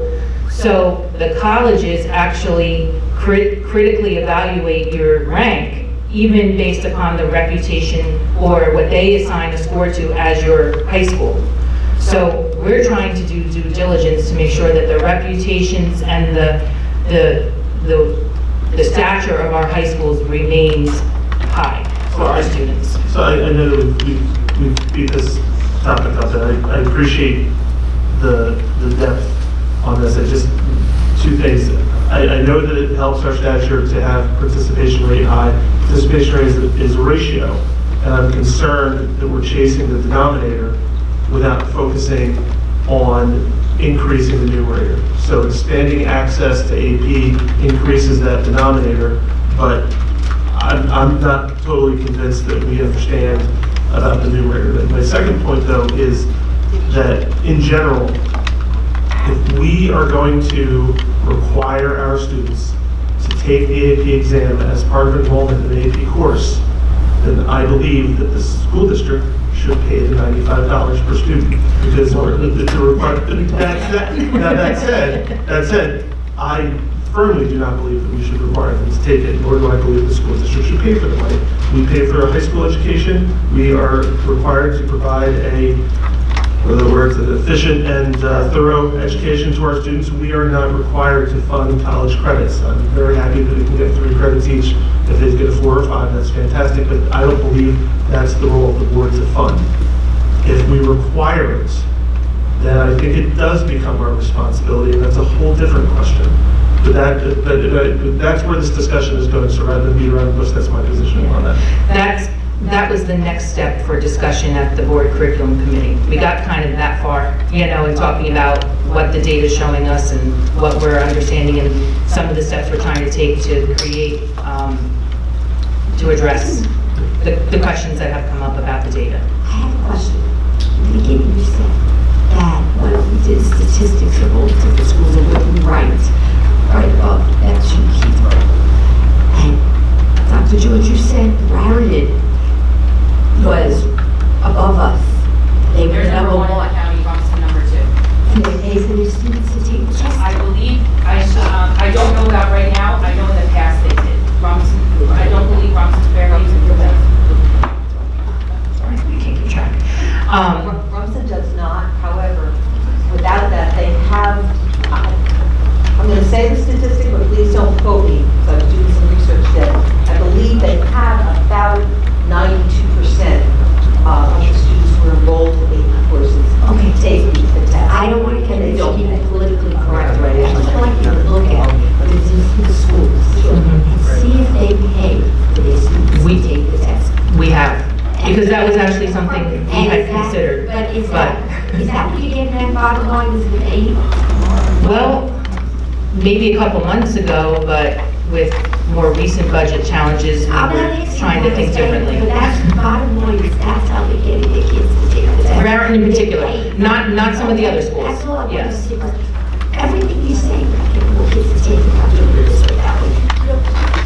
That's the answer. One comment, Mr. DeFranco before mentioned that he wasn't certain that underclassmen were ready or they should participate in AP courses. And as Mrs. O'Hagan had said before, when I saw that freshmen could participate in it, I was really excited because I thought how nice to give children the opportunity to spread out the number of AP courses that would take over 4 years, rather than pile them up as juniors and seniors while they're worrying about SATs and jobs and everything else. The other thing is I asked my husband to weigh in because he's a high school teacher. because I've seen it all over Facebook. I said, what do you think about the AP courses? And I remember from when I was young, a lot of the course time is spent prepping for the actual exam, taking practice tests, studying. So me personally, I wouldn't want my daughter to participate in a class where a large portion of that class time is spent prepping for a test that they're not taking. I would feel that would be counterproductive. And that's the nature of the AP course, because that's what it was intended. The final outcome, they kind of worked, designed backwards. The intent is to get the kids eligible, the students eligible for the college credit. So how do we get there? That's why it's different from a traditional high school course. We don't write those syllabus. It's not our curriculum. We adopt them from the College Board. The regular class, the classwork is directly connected to the exam by standard, and there are regular weekly formative assessments, most of which that are taken online. And another part about the test that we had talked about, that, listen, I'm not the expert. The high school guidance teachers, our administrators, they're working in the content, they're the experts. But what I do know is that the formative assessments add up to a summative test, and the expectation right from the standards is to teach for mastery. So as a former high school principal, and also as a father of 4 students who participated pretty extensively in advanced placement testing and benefited with college credits from it, at the end of the day, it's not a cram at the end of this like it was when we were kids, or like it used to be. Because since we're attacking this through the curriculum and a formative assessment, what happens at the end is that we've taught to mastery and they're prepared to the test. Now, there are Saturday prep sessions or Thursday prep sessions. There are some cheerleading that goes on, and everybody's really part of that academic focus in preparation for that test. But I think that's also a really important, at least it was for my children, it was an important part of, and I've seen for other children, it's an important part of the process, preparing with an end goal, an academic end goal that they're working for. The other piece about this, because we're talking about finances, that's really important, is that this has an impact on every other student in the building. Because at the end of the day, we only, based on the number of students we have only so many teachers for X number of students. And the days where we can equitably support having advanced placement courses with significant less students than college prep and honors courses, because we have a competition strategy that we want to get a higher weighted A, it's just not equitable. It's not fair from my perspective. And this was a process for many of us, because you've heard us all stand up here and kind of diminish, test results, and we don't, it's not all about test scores, and so it was a process for us to also go through this journey to wrap our heads around, but this is a unique and different program.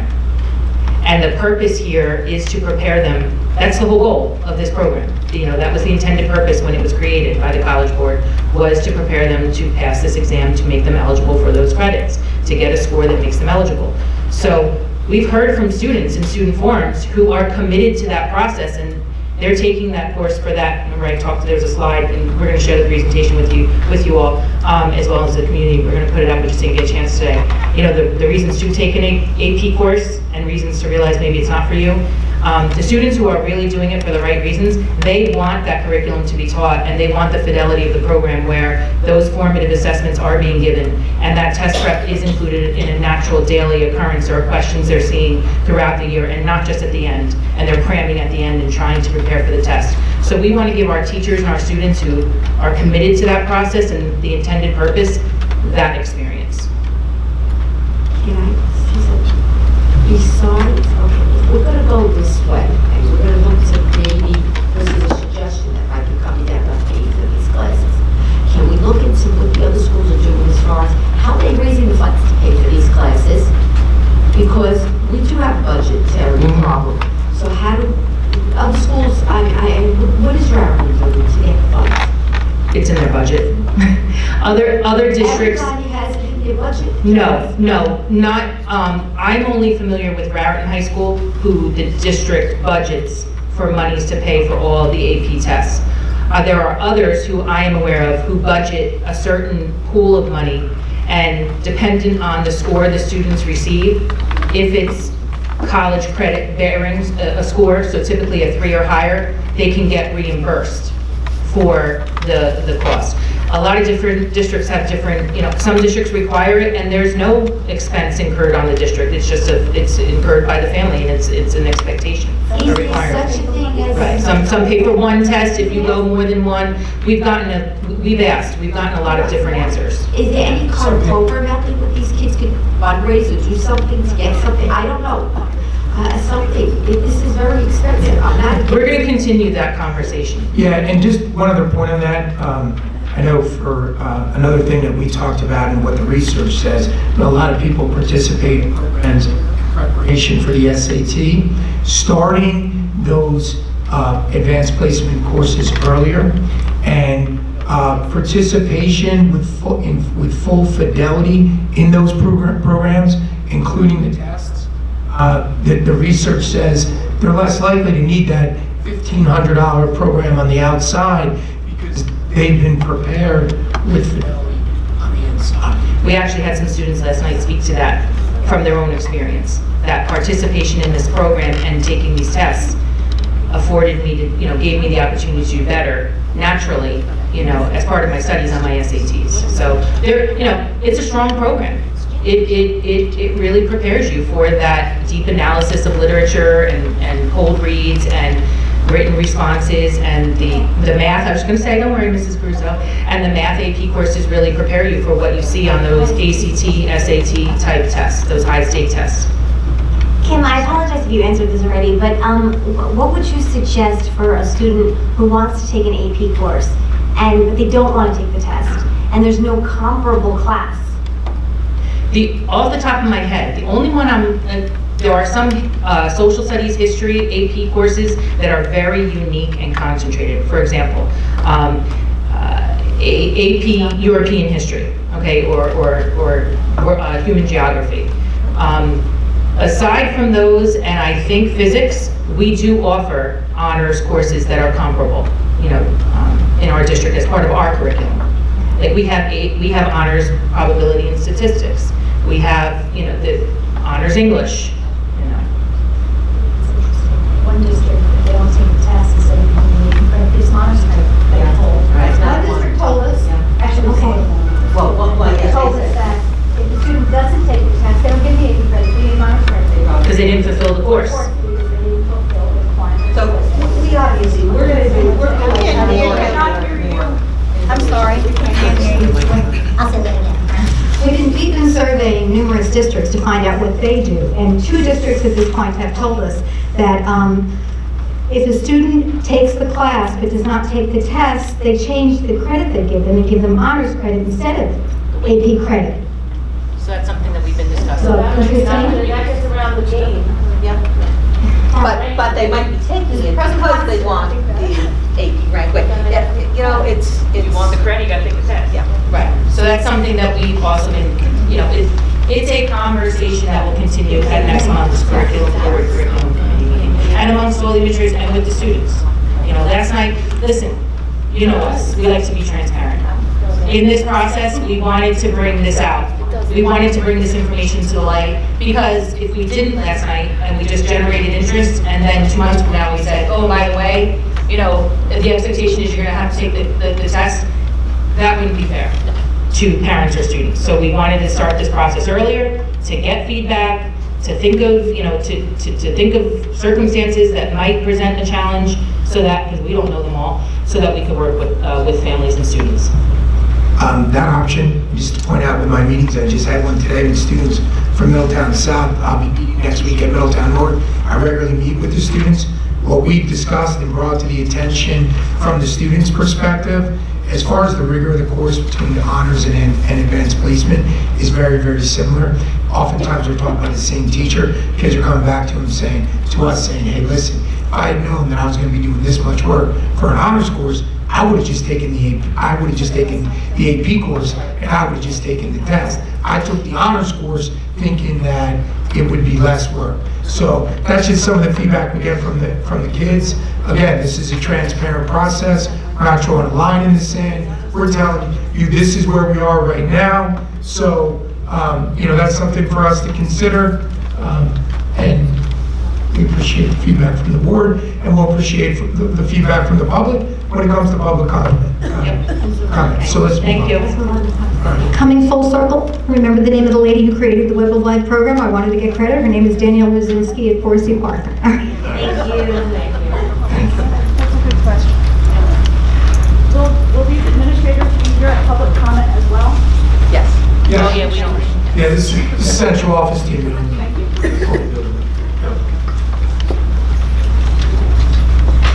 Right, fine.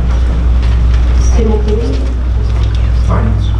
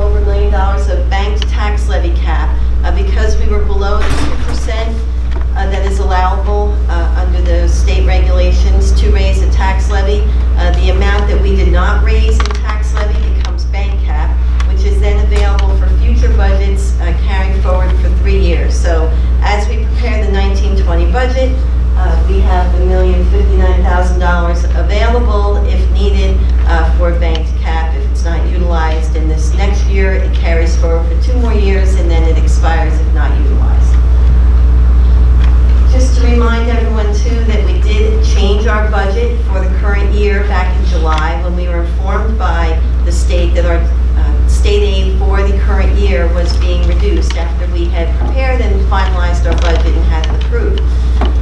As we did those cuts to this year's budget, which was totaling almost $1.2 million, the tax levy that we had in this year's budget did not change. Those changes were absorbed into the current year budget.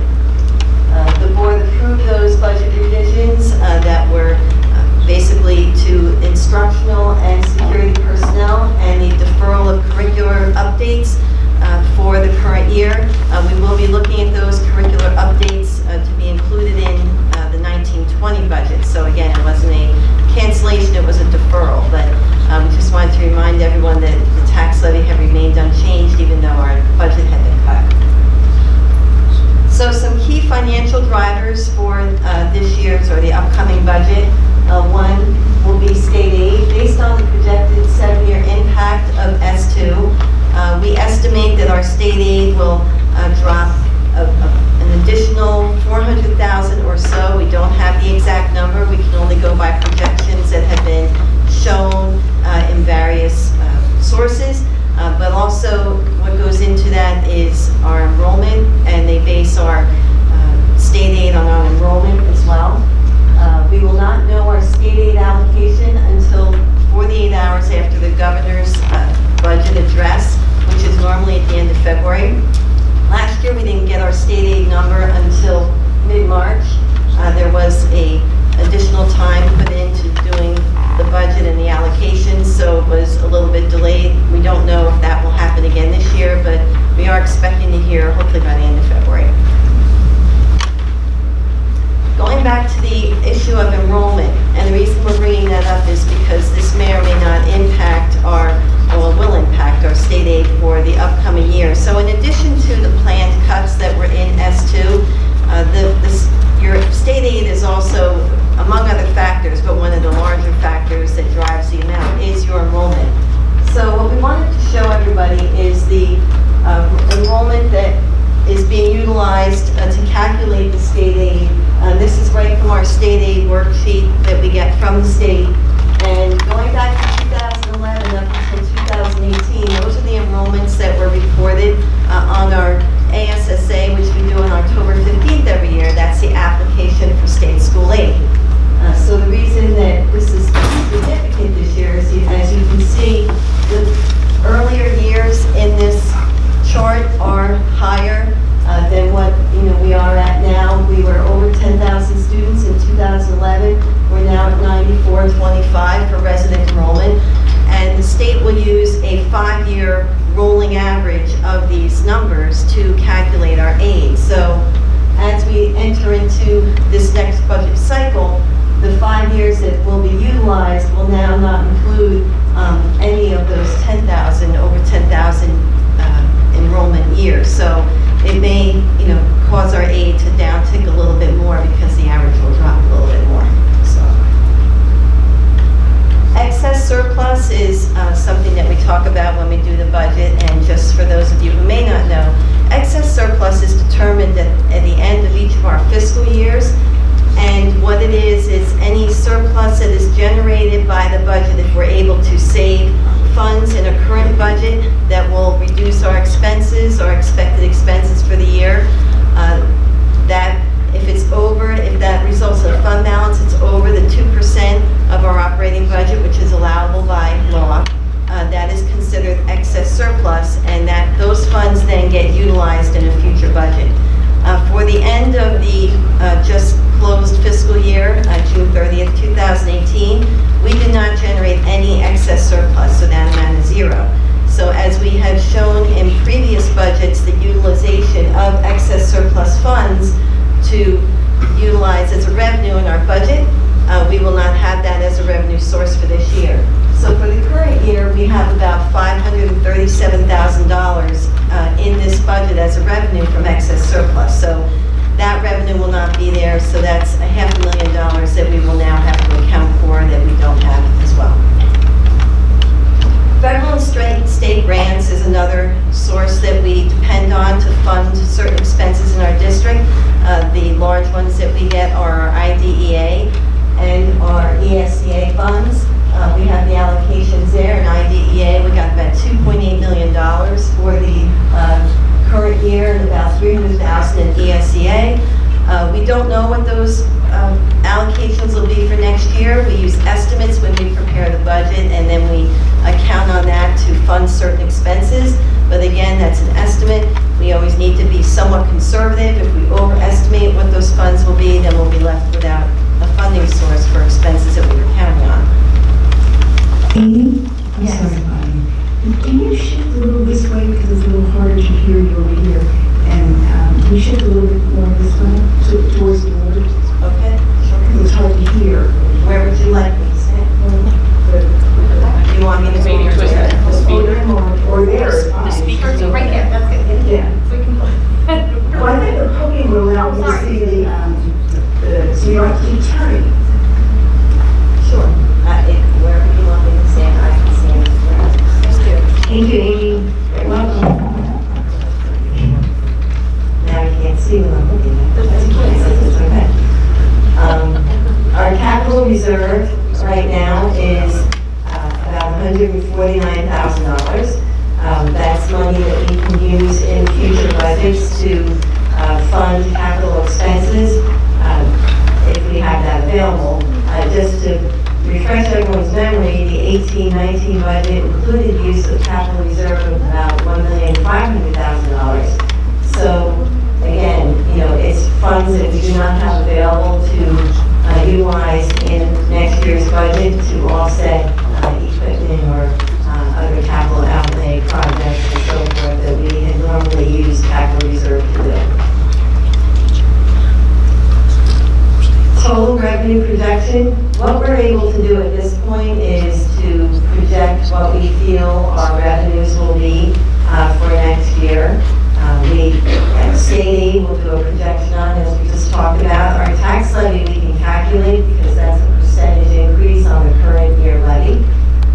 We estimate the district would only generate about $375,000 more in general fund revenue, even with a 2% tax increase this year, because of the reductions in other revenue sources. So that's something that we're having to contend with going forward, knowing that other expenses are going to increase, and we'll have to offset that somehow to make the revenues and the expenses equal. Salaries represent about $101 million out of our nearly $170 million general and special revenue fund budgets, or about 59%. The board is currently in negotiations with the paraprofessional unit for a successor contract to the contract that expires June 30th of this past year. The board is also currently in negotiations with our administrators bargaining association for a successor contract to the one that will be expiring this June 30th. So we have two groups that are currently not settled for next year that the board is working on coming up to agreements with. As far as health benefits go, we've been already working with our broker to look at different options and to also analyze our trend for this year as far as loss ratios and so forth that would impact our renewal for next year. So based upon the information that we have currently, the district's health benefit premiums we're looking at maybe about a 4% increase, but again, we're far from final on that because we have not even started the marketing process on our coverage and looking at other options. So, but just based upon our trend that we have been looking at as far as claims and loss ratios, that is something that we're using as for budget purposes at this point. That would equate to roughly $850,000 of additional expense in our budget, net of the employee contributions. We do receive a significant amount of employee contributions toward our premium. Just to put it in perspective, our current budgeted health costs are about $20.8 million. That's net of $5.6 million coming in from the employees. So we're actually looking at a number in excess of $25 million without the contributions.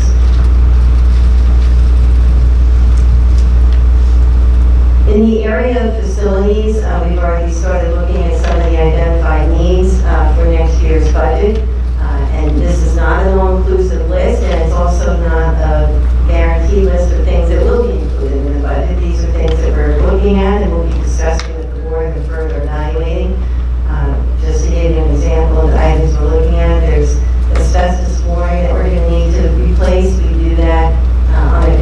annual basis in various buildings, just so that you know we do have asbestos flooring in all of our buildings still. We have been replacing it as the condition has been deteriorating, but there still is quite a bit throughout the 17 buildings that we have here.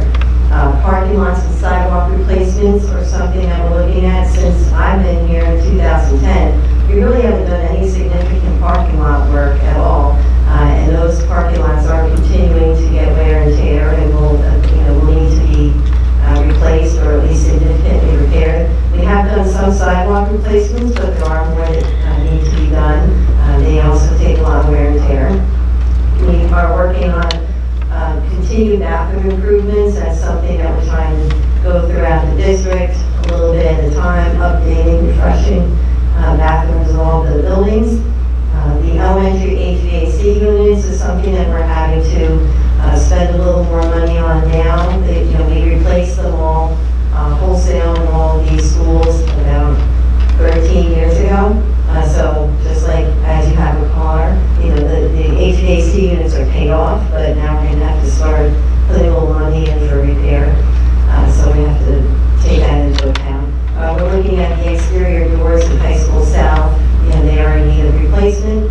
There is a lot of painting that the principals have asked to have done. We do painting every year, but we do a certain amount, and it seems like this year in particular is getting to critical mass where it may be something we have to put out to bid or get a larger contract on, not something that we can do on a small amount. And rebuilding and recertification of the ropes course at High School South, that's actually indefinite because we've been told that unless we do that, we will not be able to use that course next year. So we do need that for the curriculum, and we'll be doing that. That will cost us about $50,000 alone just to do that. So our timeline, we have been meeting with the central administrative team. We started those meetings before the winter break. The administrators from the schools and the different departments started working on their budgets in November. So we met with all of them in December to review items that have been requested and discuss needs throughout the grade levels. We are currently focusing on staffing and scheduling, as well as other district-wide building initiatives. Budget meetings will be held with the board and board committees over the next few months. The 1920 budget must be approved by the board and submitted to the New Jersey Department of Education's county office by Wednesday, March 20th. So we will have a public hearing and adoption of the final budget between April 24th and May 7th, and these dates would be moved up by a month if the election was changed to April, which we discussed previously is not going to be happening for this year. So just to give you an idea of how that would have impacted our process, it would have probably cut about a month off of the time that we had to put something together. And that's all we have at this point. So we just wanted to bring you all up to speed, and we'll be going into further discussion about particular areas of things that need to be included in the budget and how we're going to deal with it. And it'll be a fun couple of months, I guess. Thank you. Thank you, Amy. Moving on to student services. Student activities, sorry.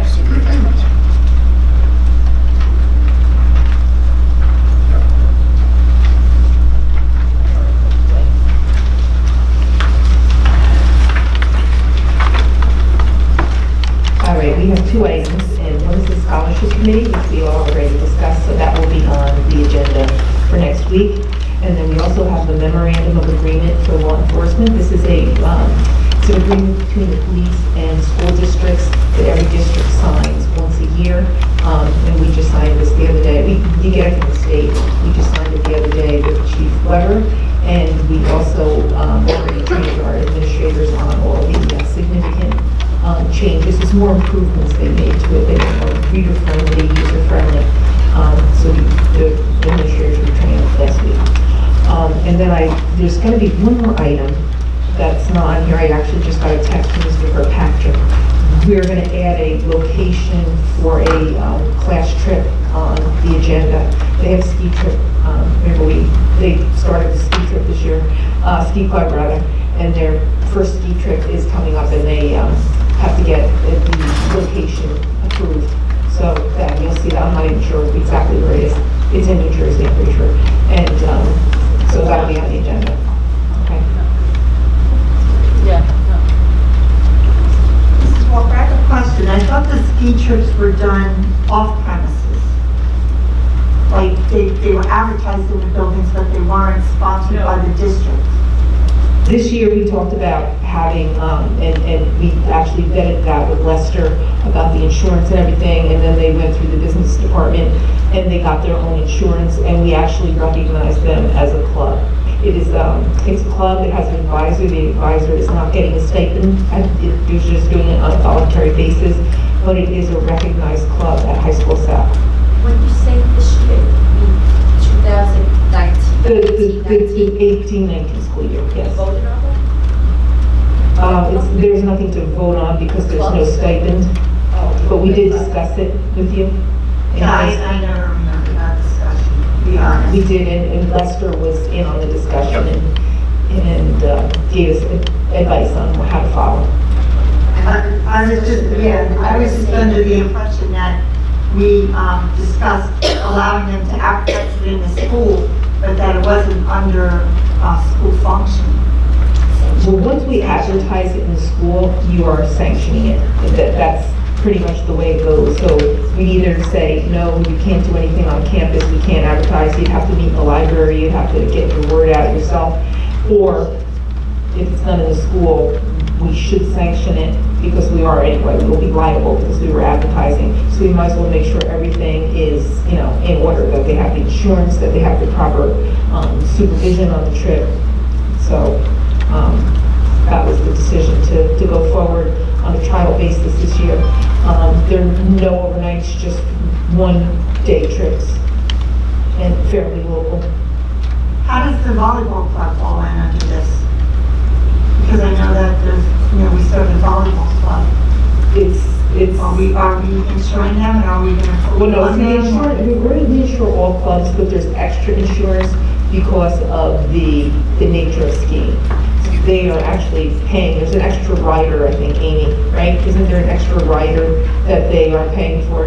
And that was also under advisement of council. Yes, of council. Of Lester. And he advised the board on that they would have to get their own additional insurance on top of our insurance. On top of the regular insurance that's for all of our clubs. We're talking about the volleyball club now, right? Not the No, that volleyball club is just like any of our clubs in sports. It just, because it's on campus, it's covered under our insurance umbrella. But because the ski club is a little different, it's off campus, kids are skiing, which is a little more dangerous, they actually got an extra rider that is above and beyond what our insurance is. I did the ski club. I want to know, are we insuring the volleyball club? Every club, every sport And are we is paying for insured. the advisors? And the Not on referees? volleyball. No. That has not been approved. So that's something that, The volleyball is really like, we met with the volleyball, it's like, remember like hockey in Middletown? Well, this is volleyball in Middletown. And right now, they're doing this club as like a feeder, a feeder club. I don't know about the club, I just want to know when it is, are we funding it? Are we funding it? No, we are not funding cent. They actually bought all their own equipment. And as we normally do with clubs, sometimes for the first year, for them to show that there's significant participation and interest, the first year, there isn't a stipend, and that's a recommendation that comes from building level, as we've done in the past. Administration saying there's more students participating in this club, and after reviewing all the clubs, these are the clubs that have the most participation, and these are the ones that we recommend that they need an advisor. So it's actually justifying in the first year of the clubs, just as you pointed out in sports that we've done. Sometimes they go unfunded until they've been justified that the participation warrants funding by an advisor. Well, when we used to have co-curricular, we used to be able to see what clubs are well attended and what are not. We used to get the surveys and the sign-ins, because since we went to transition, a lot of them are meeting during transition time and not as much after school. They're meeting both. I think that's more of an administrative responsibility to be looking at all those reports and then reporting out to you which clubs are, We you know, have they're not going to get class. those reports though. Like, we didn't get those reports last But year. I think it's more of an administrative responsibility to review the reports, not a board responsibility. It was always part of our co-curricular committee. But being that we don't have that committee, how do we know now that these clubs are well attended? We used to see the sign-in sheets. We have administrators doing that. We have administrators doing that. Yeah, again, I would concur that's an administrative responsibility. If the board requests more information, you can make that request to the board president, and we will certainly get you that Mrs. information. Rogers, I'm requesting that. I'd like to see the how many people are attending these clubs, when they're meeting, how many times they're meeting, and the participation rate, because if there are other clubs that are coming up that the kids want to be in, and there are clubs that are not well attended, that's something that needs to be looked at. Yeah, that would be an administrative responsibility, and we do review that with our building level administration, and they make recommendations on which of those clubs we move forward. And then we bring that to you when those recommendations are made. Yeah, clearly an administrative responsibility. Thank you. Thank you. Shared services? Thank you. I'm going to briefly go through the minutes. We met with the township. Of course, I can't get my minutes still. Okay. So we had a meeting with the township on Monday night, last night. It was well attended both by the township and the board of ed. There were 6 agenda items. I'm just going to go through them briefly as I know it's getting late. First agenda item was the topic of school board elections. This topic has been tabled until after the November elections this year, effectively until further notice. We discussed the use of space at the Middletown Arts Center for the Arts Academy. This was a very fruitful discussion. The township has agreed to allow the Board of Ed to use the MAC for the 2019-2020 school year, and that would be for the dance studio. As this is a shared service meeting, we also firmed up our agreement with the township to make the turf fields at the high schools available to the township on an as-needed basis, provided that there are no conflicts with varsity or other scheduled school activities. So we're trying to be reciprocal and give them sort of a little breather space on their permitting. Right. No, I just want to clarify that we did discuss with them, we have been permitting these fields for several years, but I think the township feels, and we don't see a lot of rentals of them either, so just by letting them know that there's availability and working directly with them to coordinate if they need the space to put somebody on, that's what we're looking for. But we just, they are currently available to rent. They have them for years. So. Yeah, that's a good clarification. On the topic of athletic fields, we are working closely with the township on a plan for new athletic fields. The township, on their end, is reaching out to the larger sports leagues in Middletown to get a sense of the required field capacity for the upcoming season. One of the drivers of this discussion is the fact that youth soccer 7-on-7 and 9-on-9 uses smaller fields, and so while we have some large fields at our existing facilities, what they're trying to figure out is what sort of capacity at what field size do they need. We all know that the little kids are more populated leagues than the older kids are, and so they need more of those small fields than those big fields. Once they're done evaluating they're also taking into consideration the resting of fields to make sure that we're not overusing either existing Board of Ed or township facilities. Once the capacity is understood and they've discussed that with us, we're looking for a suitable location for an investment to be made to upgrade fields. When that location is identified, per our good neighbor policy, the township and the Board of Education will be reaching out to the community with the proposed plan, and with the good neighbor policy specifies, and Amy, please keep me honest here, is that all residents within 200 feet of the site will be invited to a public meeting, and that will be by regular mail. So people will get an invitation in their mailbox letting them know that there is a meeting to attend, explaining what it is, and then we'll hold the meeting. Correct? Right. Well, just to clarify, the policy doesn't actually say that a meeting is required. It does require the notification. But we have in the past had meetings, and the intention is to have the meeting. Perfect. Thank you. We talked about Middletown Township Police Officer administrative fees that are charged to the Board of Ed. As we've brought up in the past, when we rent the time of a police officer to cover our events. We are charged, we're charged for their time, we're also charged an administrative fee on top of their time. The township is looking into options that may allow them to lower this fee to the Board of Ed, but there are no definite plans or arrangements in place. It was indicated by the township business administrator that all entities, the Board of Ed, private schools, etc., pay the same rate per township ordinance. And we do recognize that the administrative fee does cover non-personnel costs such as vehicles and equipment. So we're not disputing the fee on its face. We just want to see if there's a way to get that fee lowered for us. On the topic of recycling, the township brought this topic up. They have asked the Board of Ed for our partnership in a community-wide recycling education program that they are currently developing. It's been in the news recently that the cost of recycling for municipalities is going up, the demand for recycled materials is going down, and there's a level of contamination, quote, contamination in the recyclables that makes them less viable for the recyclers. So the township wants to have a community-wide education to improve our recycling and continue to make it viable. The members of the Board of Ed gladly accepted this partnership at the meeting. Finally, the last topic that was touched upon was the investigation into the use of Class 3 police officers in our schools. This item has been tabled until after the budget process due to resource and financial constraints, as Mrs. Gallagher just went over. So when we understand our budgets for the 19-20 year, we will then come back and revisit this topic. But for right now, the topic is on the table. And that is the update. Any questions from the board? Yeah, I mean, could we just get to the point where we're saying we're not going to do Class 3s? I guess just off the table, because, we were going to do it in September. I think that we should just say that when we turn the table and saying it's going to be post our budget, I think we should just say it's not going to happen as of now. Just so people are very aware. I mean, the idea of putting Class 3s in the secondary schools, as of now, is just not going to happen.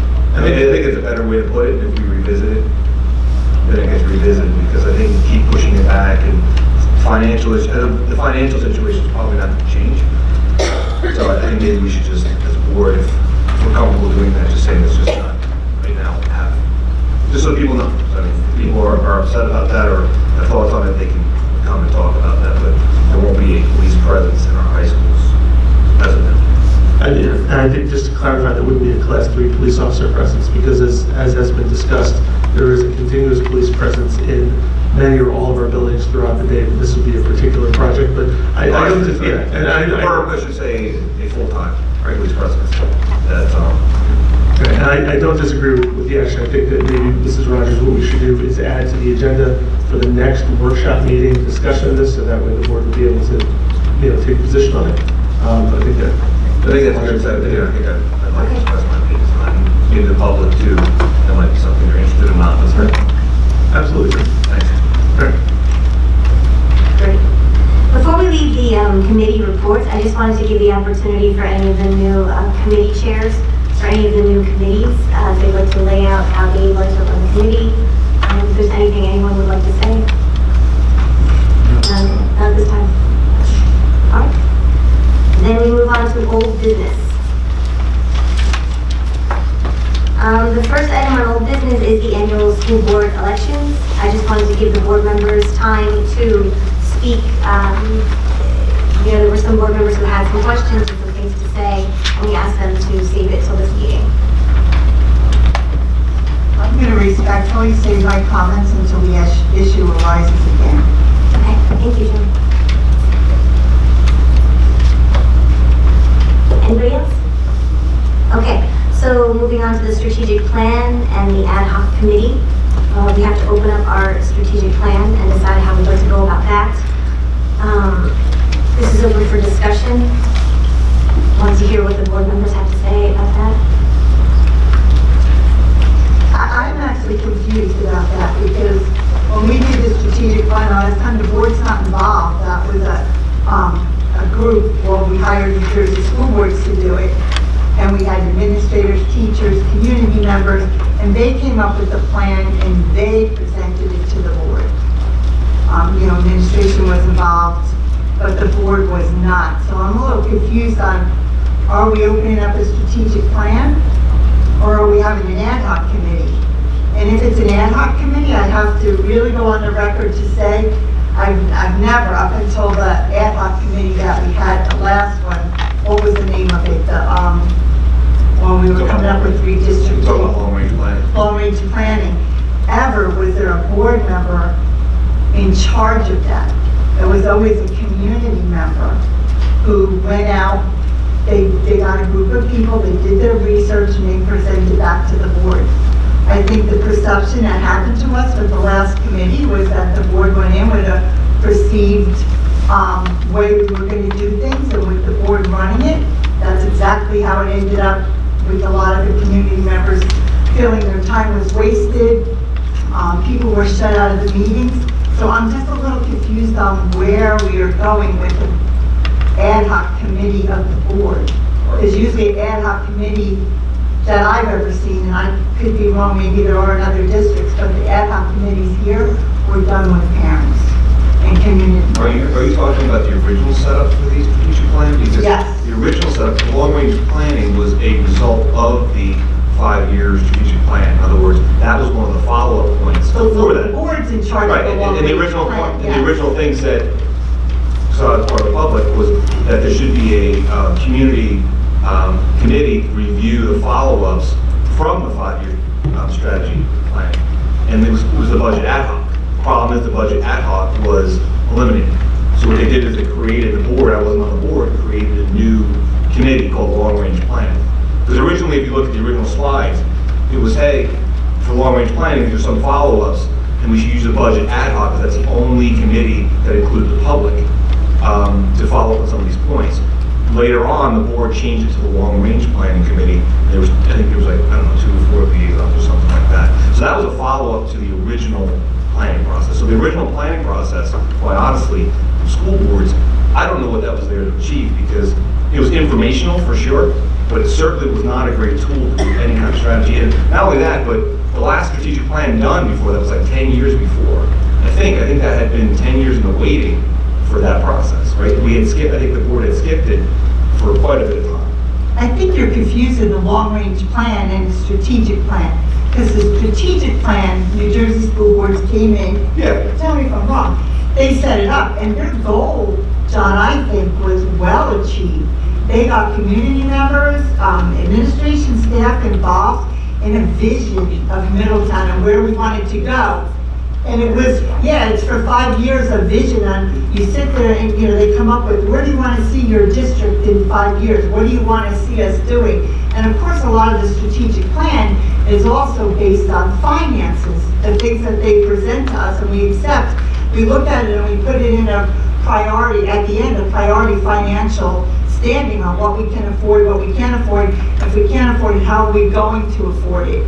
I think that the strategic plan we're ending up with, we did a lot, and it was very successful from New Jersey school boards. I'm sorry if you had a bad experience. No, I didn't say it was a bad experience, I said it wasn't a good plan. But the long-range plan came out of strategic Right, plan it was one of also. the 6. But that was after strategic Yeah, but plan. that's what I'm saying. You were talking about the ad hoc committee that came after the long range planning committee came after the whole process, right? So the process occurred, and what happened was they wanted to point to a committee that involved that had the public in it. There was only one for the budget ad hoc. That was changed by the board somehow. I don't know how that happened to a follow-up which lasted for like a year and a half. But the original setup, though, was literally school boards coming and saying, hey, take a sticky, put it on the wall, starting with creating a new mission statement. It was a lot of stuff to do at one time. And for me, being a new parent in the district, it was informational, but it was not a strategic planning tool that I thought was as effective as it could be. Well, I still think you're confused on it, because the strategic plan was successful, and it involved maybe I'm talking about the process. The process. That we did The long-range plan comes after the strategic. I'm not confused. No. Well, I'm just saying, the long-range planning committee comes well after the strategic plan. Our strategic plan is done. We're in our last year, we're wrapped it up. It's time to open it up again. And I'm not talking about a long-range plan, I'm talking about a strategic plan that the community has a say in. And then, after that's all done, That's where the long-range plan comes in. That's where the board ad hoc committee might come in. But we're putting the cart before the horse, in my opinion, and I could be wrong. I think That's the how I committee is figure out the best way. No, I think we're on the same page. I think what we're saying is the board should think about how they want to go about setting up the original process. The actual, instead of using school boards, is there another way we can create a Right, process? but we don't need an ad hoc committee for that. That's I a think board that of might the be, whole. I didn't agree. Yeah, that's a part of the whole We already- discussion. Yeah. Who you want to I know. have, you might want to interview. Okay, so you're saying the whole companies. board should do it together? Yeah, Okay, I understand now. I I'm apologize. confused on the ad hoc committee because that sends a bad message to the community. Again, like I said, the last ad hoc committee we had was run by board members and in good intentions, but it didn't end up that way. It turned the No, community but again, off. that's confusing things because the 5-year setup, we let school boards do it, and I don't think all of us believe that we should let school boards set it up. I think the way the process to be set up, in other words, how it operates, I think the board should come up with the way that we think it should operate. So instead of allowing our liaison from school boards to figure it out, I think we should figure out how we want the process to kick off. How do we get the public involvement into the process? I don't know, I just gotta be honest, I don't think that we're capable of doing that. That's why we paid them a fee to come in and do this all the time. And if we don't want school boards, there's gotta be other groups that do strategic Possible, other planning. groups. But for us to do it again, we're pre-setting it to the public.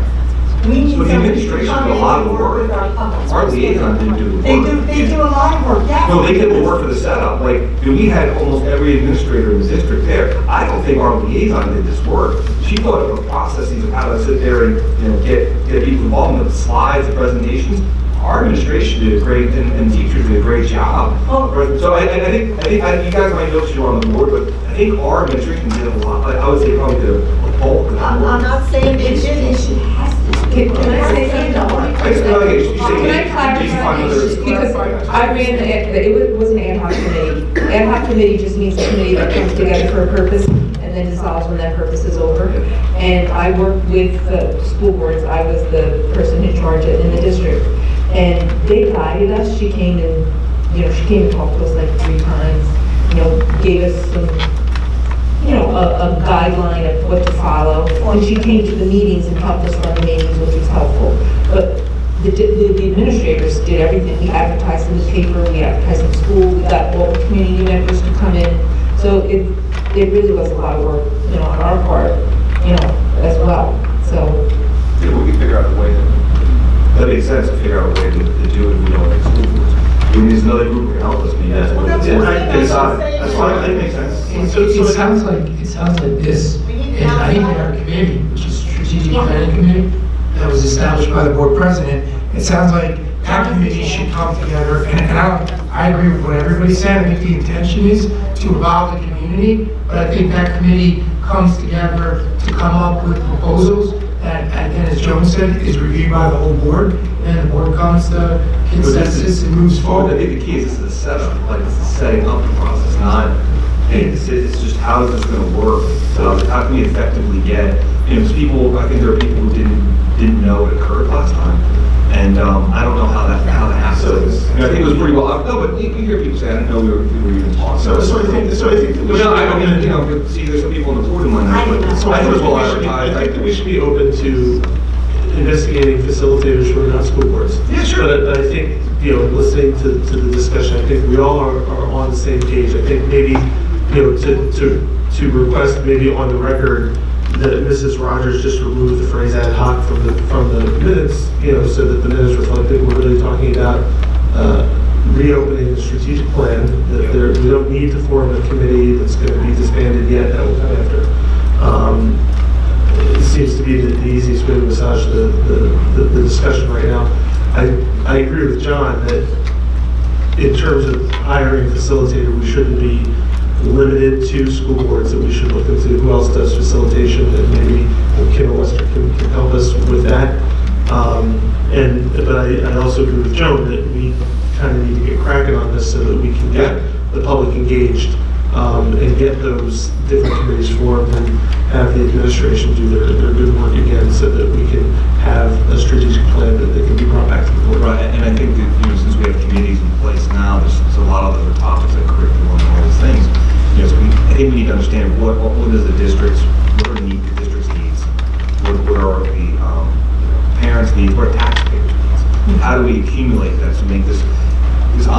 too open-ended. It was a little too open-ended. I mean, it was great information, and you know, our liaison, I was very, it was very nice, but I think we need to have a little bit more targeting. I think we have committees that are working now and things. Maybe the public has ideas of how they want to, what they want to discuss.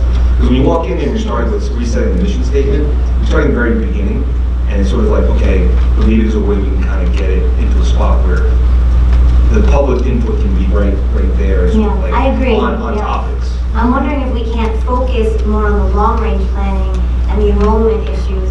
I don't, I'm just saying in general, whatever we think those issues are, whether it's curriculum issues, or whatever, or Arts Academy, or whatever people think we need to talk about, where we think there's an issue that the public needs to know, or there's something we want to do, and where the public wants to have input in the very early stages. But opening up and saying, hey everybody, what do you think the problem is in curriculum? That's kind of what it was like. And it's like, We need a we had more like 10 focused people in the approach room. this time. I mean, I was there, right? I know board members weren't at all the meetings, but I was. And it felt like a little introductory, a little too much introductory. I just have to go on and disagree, John, completely with you, because, and I'm not arguing, I'm giving my perspective on this. The strategic plan was a great plan. It had different proponents. They didn't just go in and say, oh, we need to address curriculum. They had 4 different groups that people divided up into. One was a community-based one was curriculum, not just curriculum, school needs. I forget what the 4 groups were. But it didn't just jump in and decide what we wanted to talk about. The community decided what those issues were going to be and how they wanted to see them come through. I mean, that's how we got board meetings taped. That was part of the strategic plan. They had a long discussion about would the board even tolerate that? It didn't matter. It was a request from them that we as a board could agree to. It didn't cost us anything. We did it. It was things like that. It's not just about curriculum and student success. It's about community too. There was a community group on what, things that needed to be addressed from the school district community. And we've been talking about this all year long. And I think we've all said it doesn't have to be, that's how we got the cafes. It doesn't have to be school boards. We've been sitting here saying that we were going to hire a group to do something to help us look into the overcrowding. Well, that all ties into the strategic plan too. So I disagree the strategic plan was a waste of time. You talked to a lot of the. I didn't say waste of time. I said it was supposed to be open-ended. I said it was supposed to be open-ended. If I could just weigh in too, I think a lot of what everybody's saying, just based on that experience, first of all, the strategic plan has driven our district goals, our building goals, to Joan's point. I think what John's saying, and I love the honest dialogue. I think what John's saying is that we have some very specific issues that we know the community wants to be involved in. I know you want them involved in. I know this whole board wants them involved. So I think that what I'm hearing is from the committee, that committee work, maybe the next step really is to look at, come back within this month, communicate as a committee, come back with some potential solutions on how we can go about that, still incorporate and encompass the greater work, but also focus community involvement in those issues like the enrollment challenges that we all know are apparent. I think that's there are other issues too.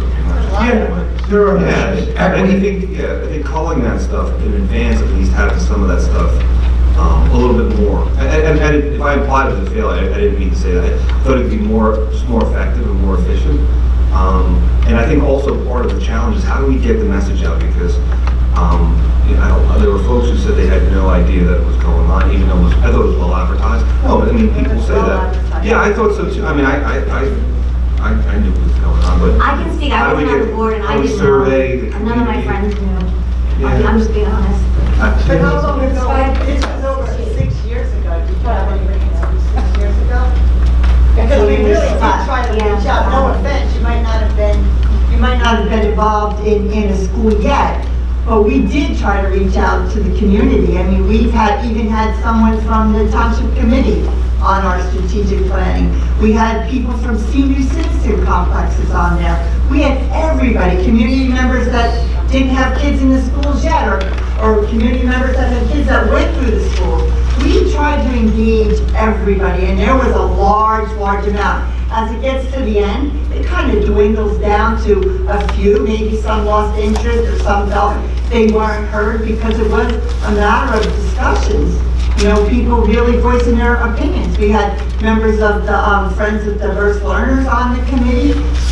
We had special education parents from all over, every type. We had honor students, AP kids, parents. We had everybody covered in this strategic plan.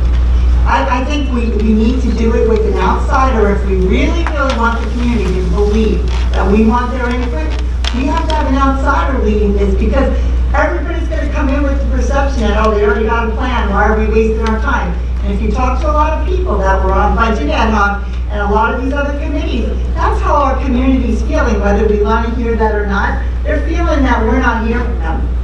So what a better way to do it than a strategic plan? I don't care what company you hire, as long as they have experience in doing a strategic plan. But we have to get our community involved, because in years to come, look at our buildings, look at everything around us. It's going to cost us money to do it. And it has to come from the community to get the buy-in. If we really want to do the right things, and if it's going to go to the route that we're going to need a referendum to fix things or to do things, we need their buy-in. And we're not getting their buy-in if we're not doing it with somebody that's impartial. It's just my personal opinion. Maybe that's something we discussed in our first meeting with the committee. Maybe that's something we discussed. What did we do in the past to get the word out to the public? What can we do more so to get the word out to the public? Who do we use?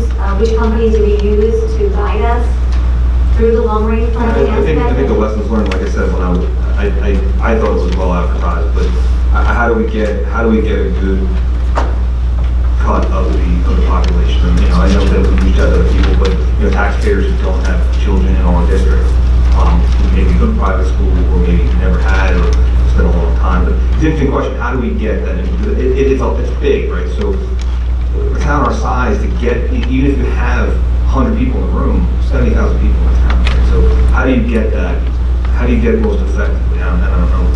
A company would be a good idea. It would be something we just talk about. How do we go about setting them up in a way that gets things? I think trying to herd what the community feels is harder than it sounds. Right? It sounds easy, but it's not. Right? It's hard to figure out how do you really get that. Absolutely. Mike wants to speak. Thank you. Can we start with a review of the strategic plan, knowing where it is today? And if you did that in a bigger environment, as John was saying, you can help provide people with the steps that we took to get to the first one. How we are, where we are, because we may have this 5-year plan, but we might still be in year 2 on some of this stuff. No, we haven't, we report up twice a year on all the areas, but what you need is the overall plan, you should say, for everybody. It's on the website, we meet all those goals. We'll make sure it's in the board.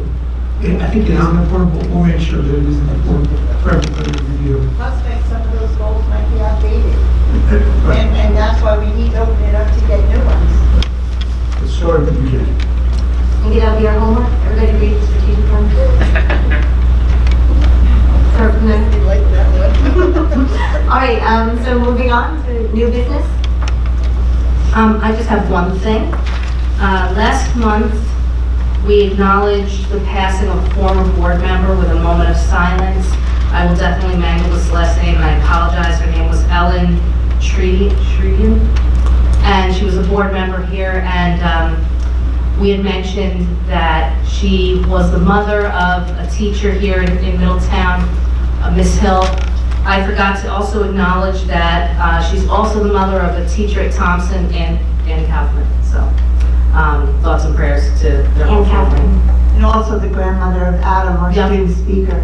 Yeah. I think I mentioned that to Dr. Yeah, we did last time. Yeah. Okay, if there's no other new business, I'd like to open the mic for public comment.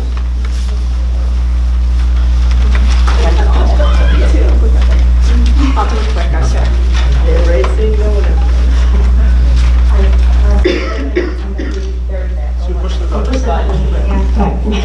Sue Griffin, I'm going to be very fast because I have to go home. First, regarding the AP classes, I do applaud you for opening them up to freshmen. I think that's a good move. But I would like to just remind you that AP classes are taken by students to improve the rigor of their transcripts, and that makes them competitive with students across the country.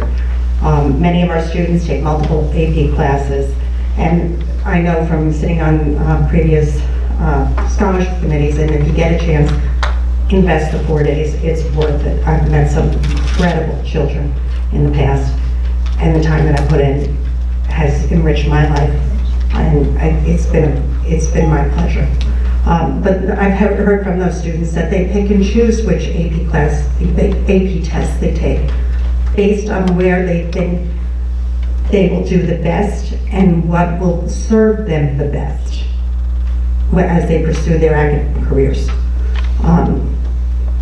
Something was said that stuck with me, and the quote was, the AP scores, the AP tests, better improve our high school standing. I'd just like to remind us that our job here is not only to improve the school's high school standings, but for us to improve the children's standings. The job of the school district is beneficial. Let me put it this way. We're here to serve the children and not to have the children serve us. And if not having them take an AP test at the end of the year better serves them, that would be my suggestion. My next thing is on the strategic plan. The strategic plan encompasses all aspects of the school district from the community's perspective, because different members of the community have different concerns. Some think budget or finance are most important, some think special ed is most important, some think curriculum is most important, some think extracurriculars are most important. The job of the school board is to provide the opportunity for all community members to be heard, and not to limit it to what you guys think is most important. So if it takes sticky notes on a board or redoing the mission statement, that's your job. It does take time. It is a long process, but the community is in for it. Give them the opportunity to do the strategic plan, and you'll reap the benefit. Thank you very much. Thank you, Susan. Perfect.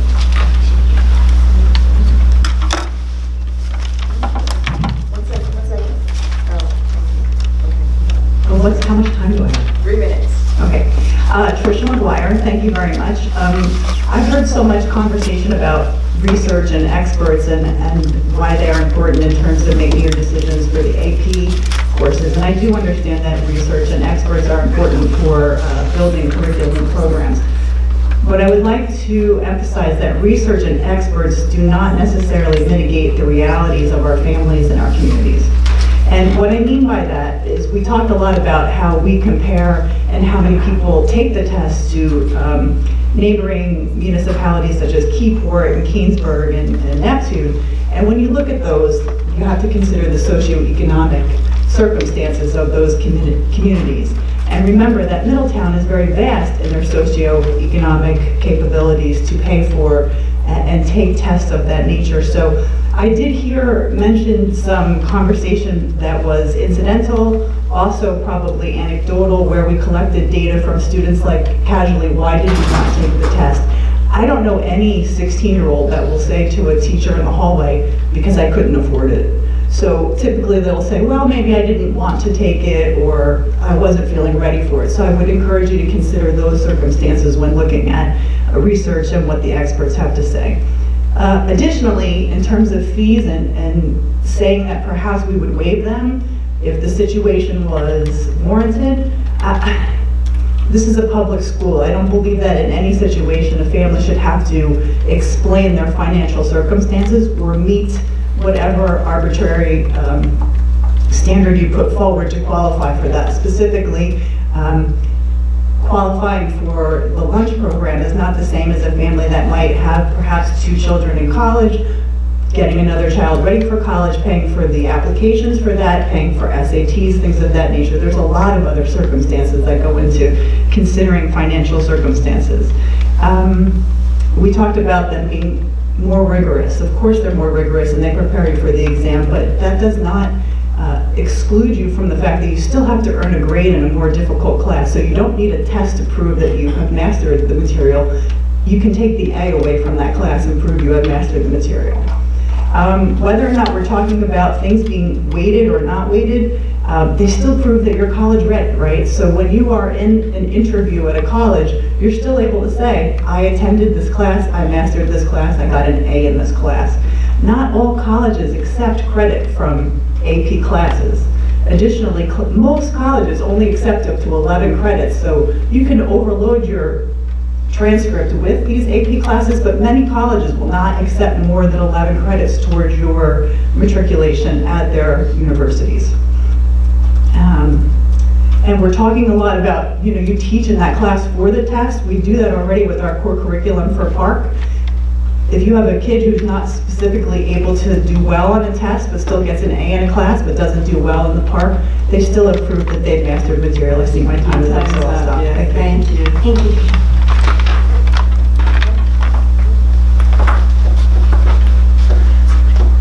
Danielle Walsh.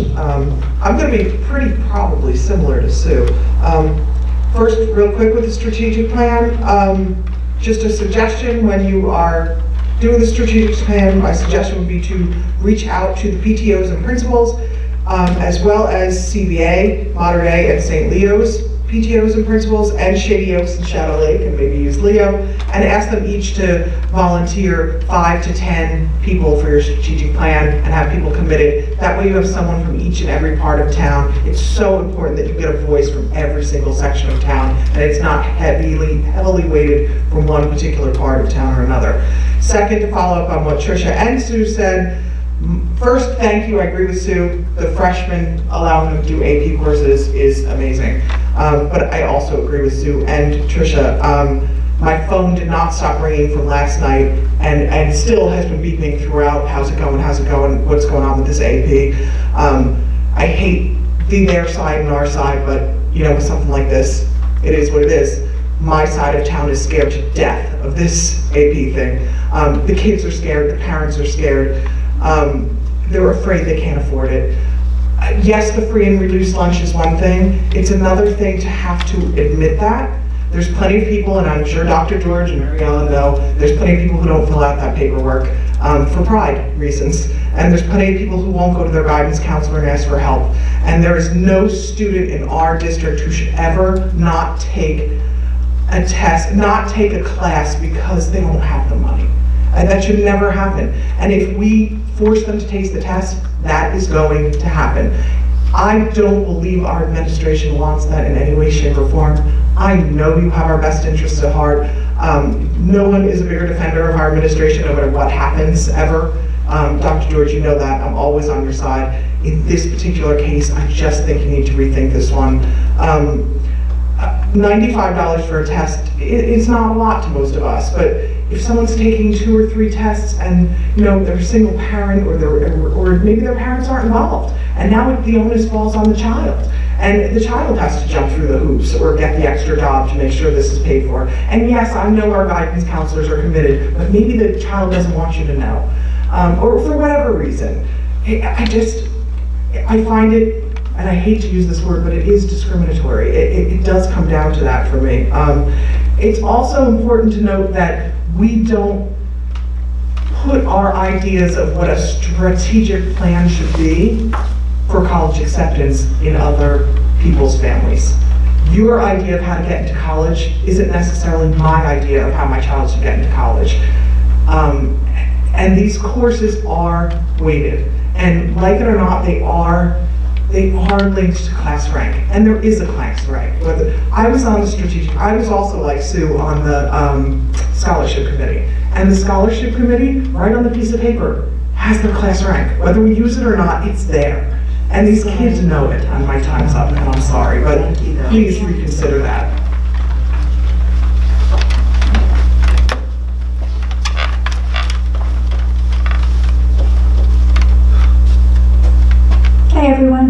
Anderson from Navesink.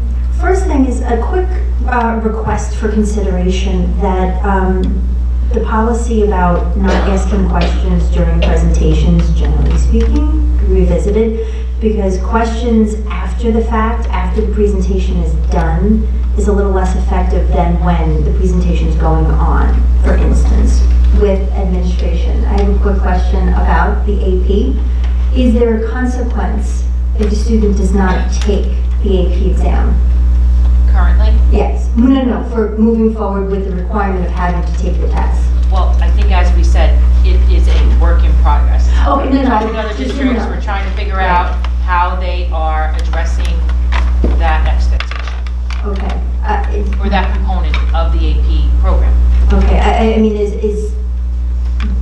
I would have to assume that there is some sort of idea in mind of which direction we're moving in. I mean, are we talking about kids not getting credit for their class, or?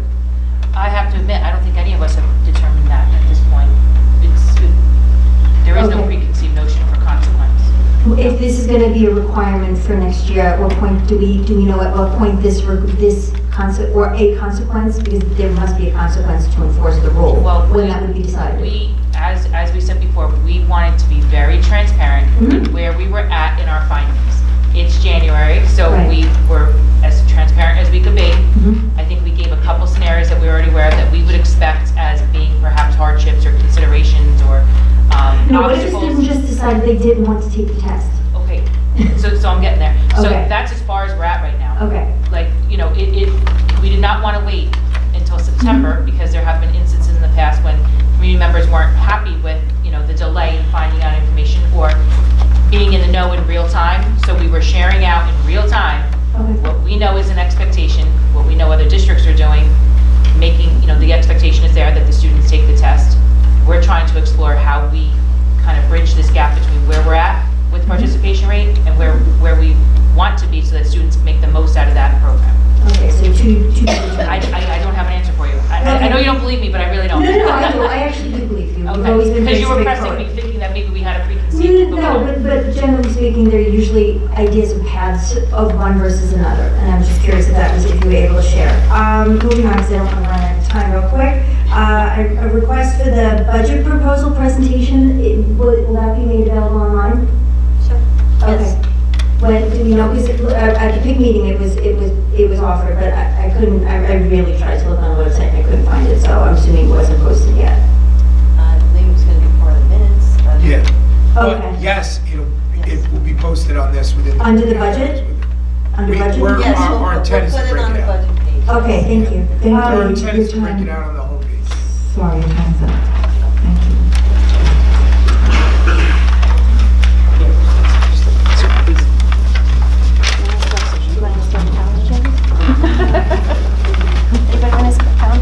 Sorry, I'll be fast. I know everybody wants to go home. Rachel Kanaka. I just had a quick question about the AP stuff. Again, a follow-up. I know Raritan has very high participation, and it sounds like the tests are being paid for by the district for those students. Is it a requirement and the district is paying, or is it's optional and the district is paying and the people are just motivated to take it because they don't have to pay for it? Does anybody know? My understanding is it is, I'm sorry. It's a requirement. It's a requirement. It is, okay, so there are other districts who are requiring that this test gets taken, okay. Okay, and then my other just comment, I guess, as it relates to strategic planning and involvement of the community. I recognize it's kind of, if you're not familiar with these meetings and the topics that are being discussed, et cetera, when you hear something like strategic planning, it sounds like a chasm. Like, what could that possibly be? You don't know. I mean, I have a little bit more of an idea having attended the meetings, but the average parent, if they're not watching the tapes or if they're not coming, may not even know what that means. So to kind of better define, as John was saying, what it would mean or what are the top issues, I think there may be an opportunity to survey the parents and ask it in a more specific way, not like, what do you think our strategic plan should address, but what are the biggest issues you think the district is facing? What is the district doing well? Where do you think there could be improvement? And that might help guide, okay, there's like 4 hot button issues and that's what strategic planning should cover. And my guess is, and I don't know the ins and outs of the strategic plan, but it's probably not a reinvent the wheel thing. My guess is a lot of the fundamental principles that were captured 5 years ago are the same. It's just, where are we now? Where do we want to be in 5 years? And what's the gap? How do we address getting from here to there? And how do we make it actionable? As opposed to just kind of saying, yes, we want to continue improving. So just my little input. Thank you very much. Can I just address that, Karen, for 1 second? Go ahead. When we did the strategic plan last time, we had a community meeting, and they came out and they explained to the public what the strategic plan was about and how it works. So it's not that people have to guess what it is. It would, if you get a good company, they will come in and explain it to everyone. Leo Christophely, Shady Oaks. I took the liberty of putting 2 documents on your table at your place. The first one is an article from January 8th, Asbury Park Press. It explains that there are 2 laws coming from the state government. One was created in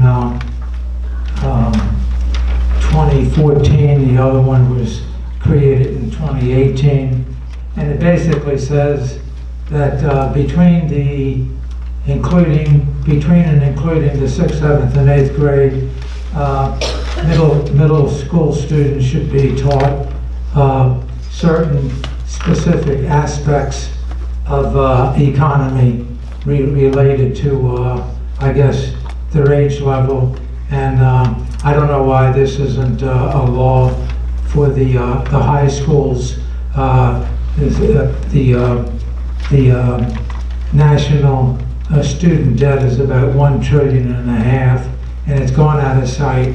And they really want a bailout from the government. Okay, we're all looking for bailout, rich as well as poor. The second thing, I'd like to see a presentation like I've witnessed in the last 3 or 4 months, where you call up teachers and Kim presiding, I guess, that leading it on, giving guidance, where all the teachers that are involved in any academic field or department would give a presentation of what they're doing with their students in the 6th, 7th, and 8th grade in the 10 topics that are listed in the lower right half column.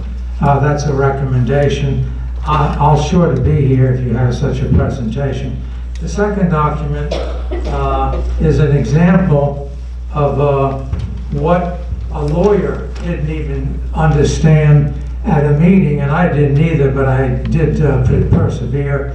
And as a seminar student, I tried to research it in several areas, and I think I got a grasp of it. This document purports to be with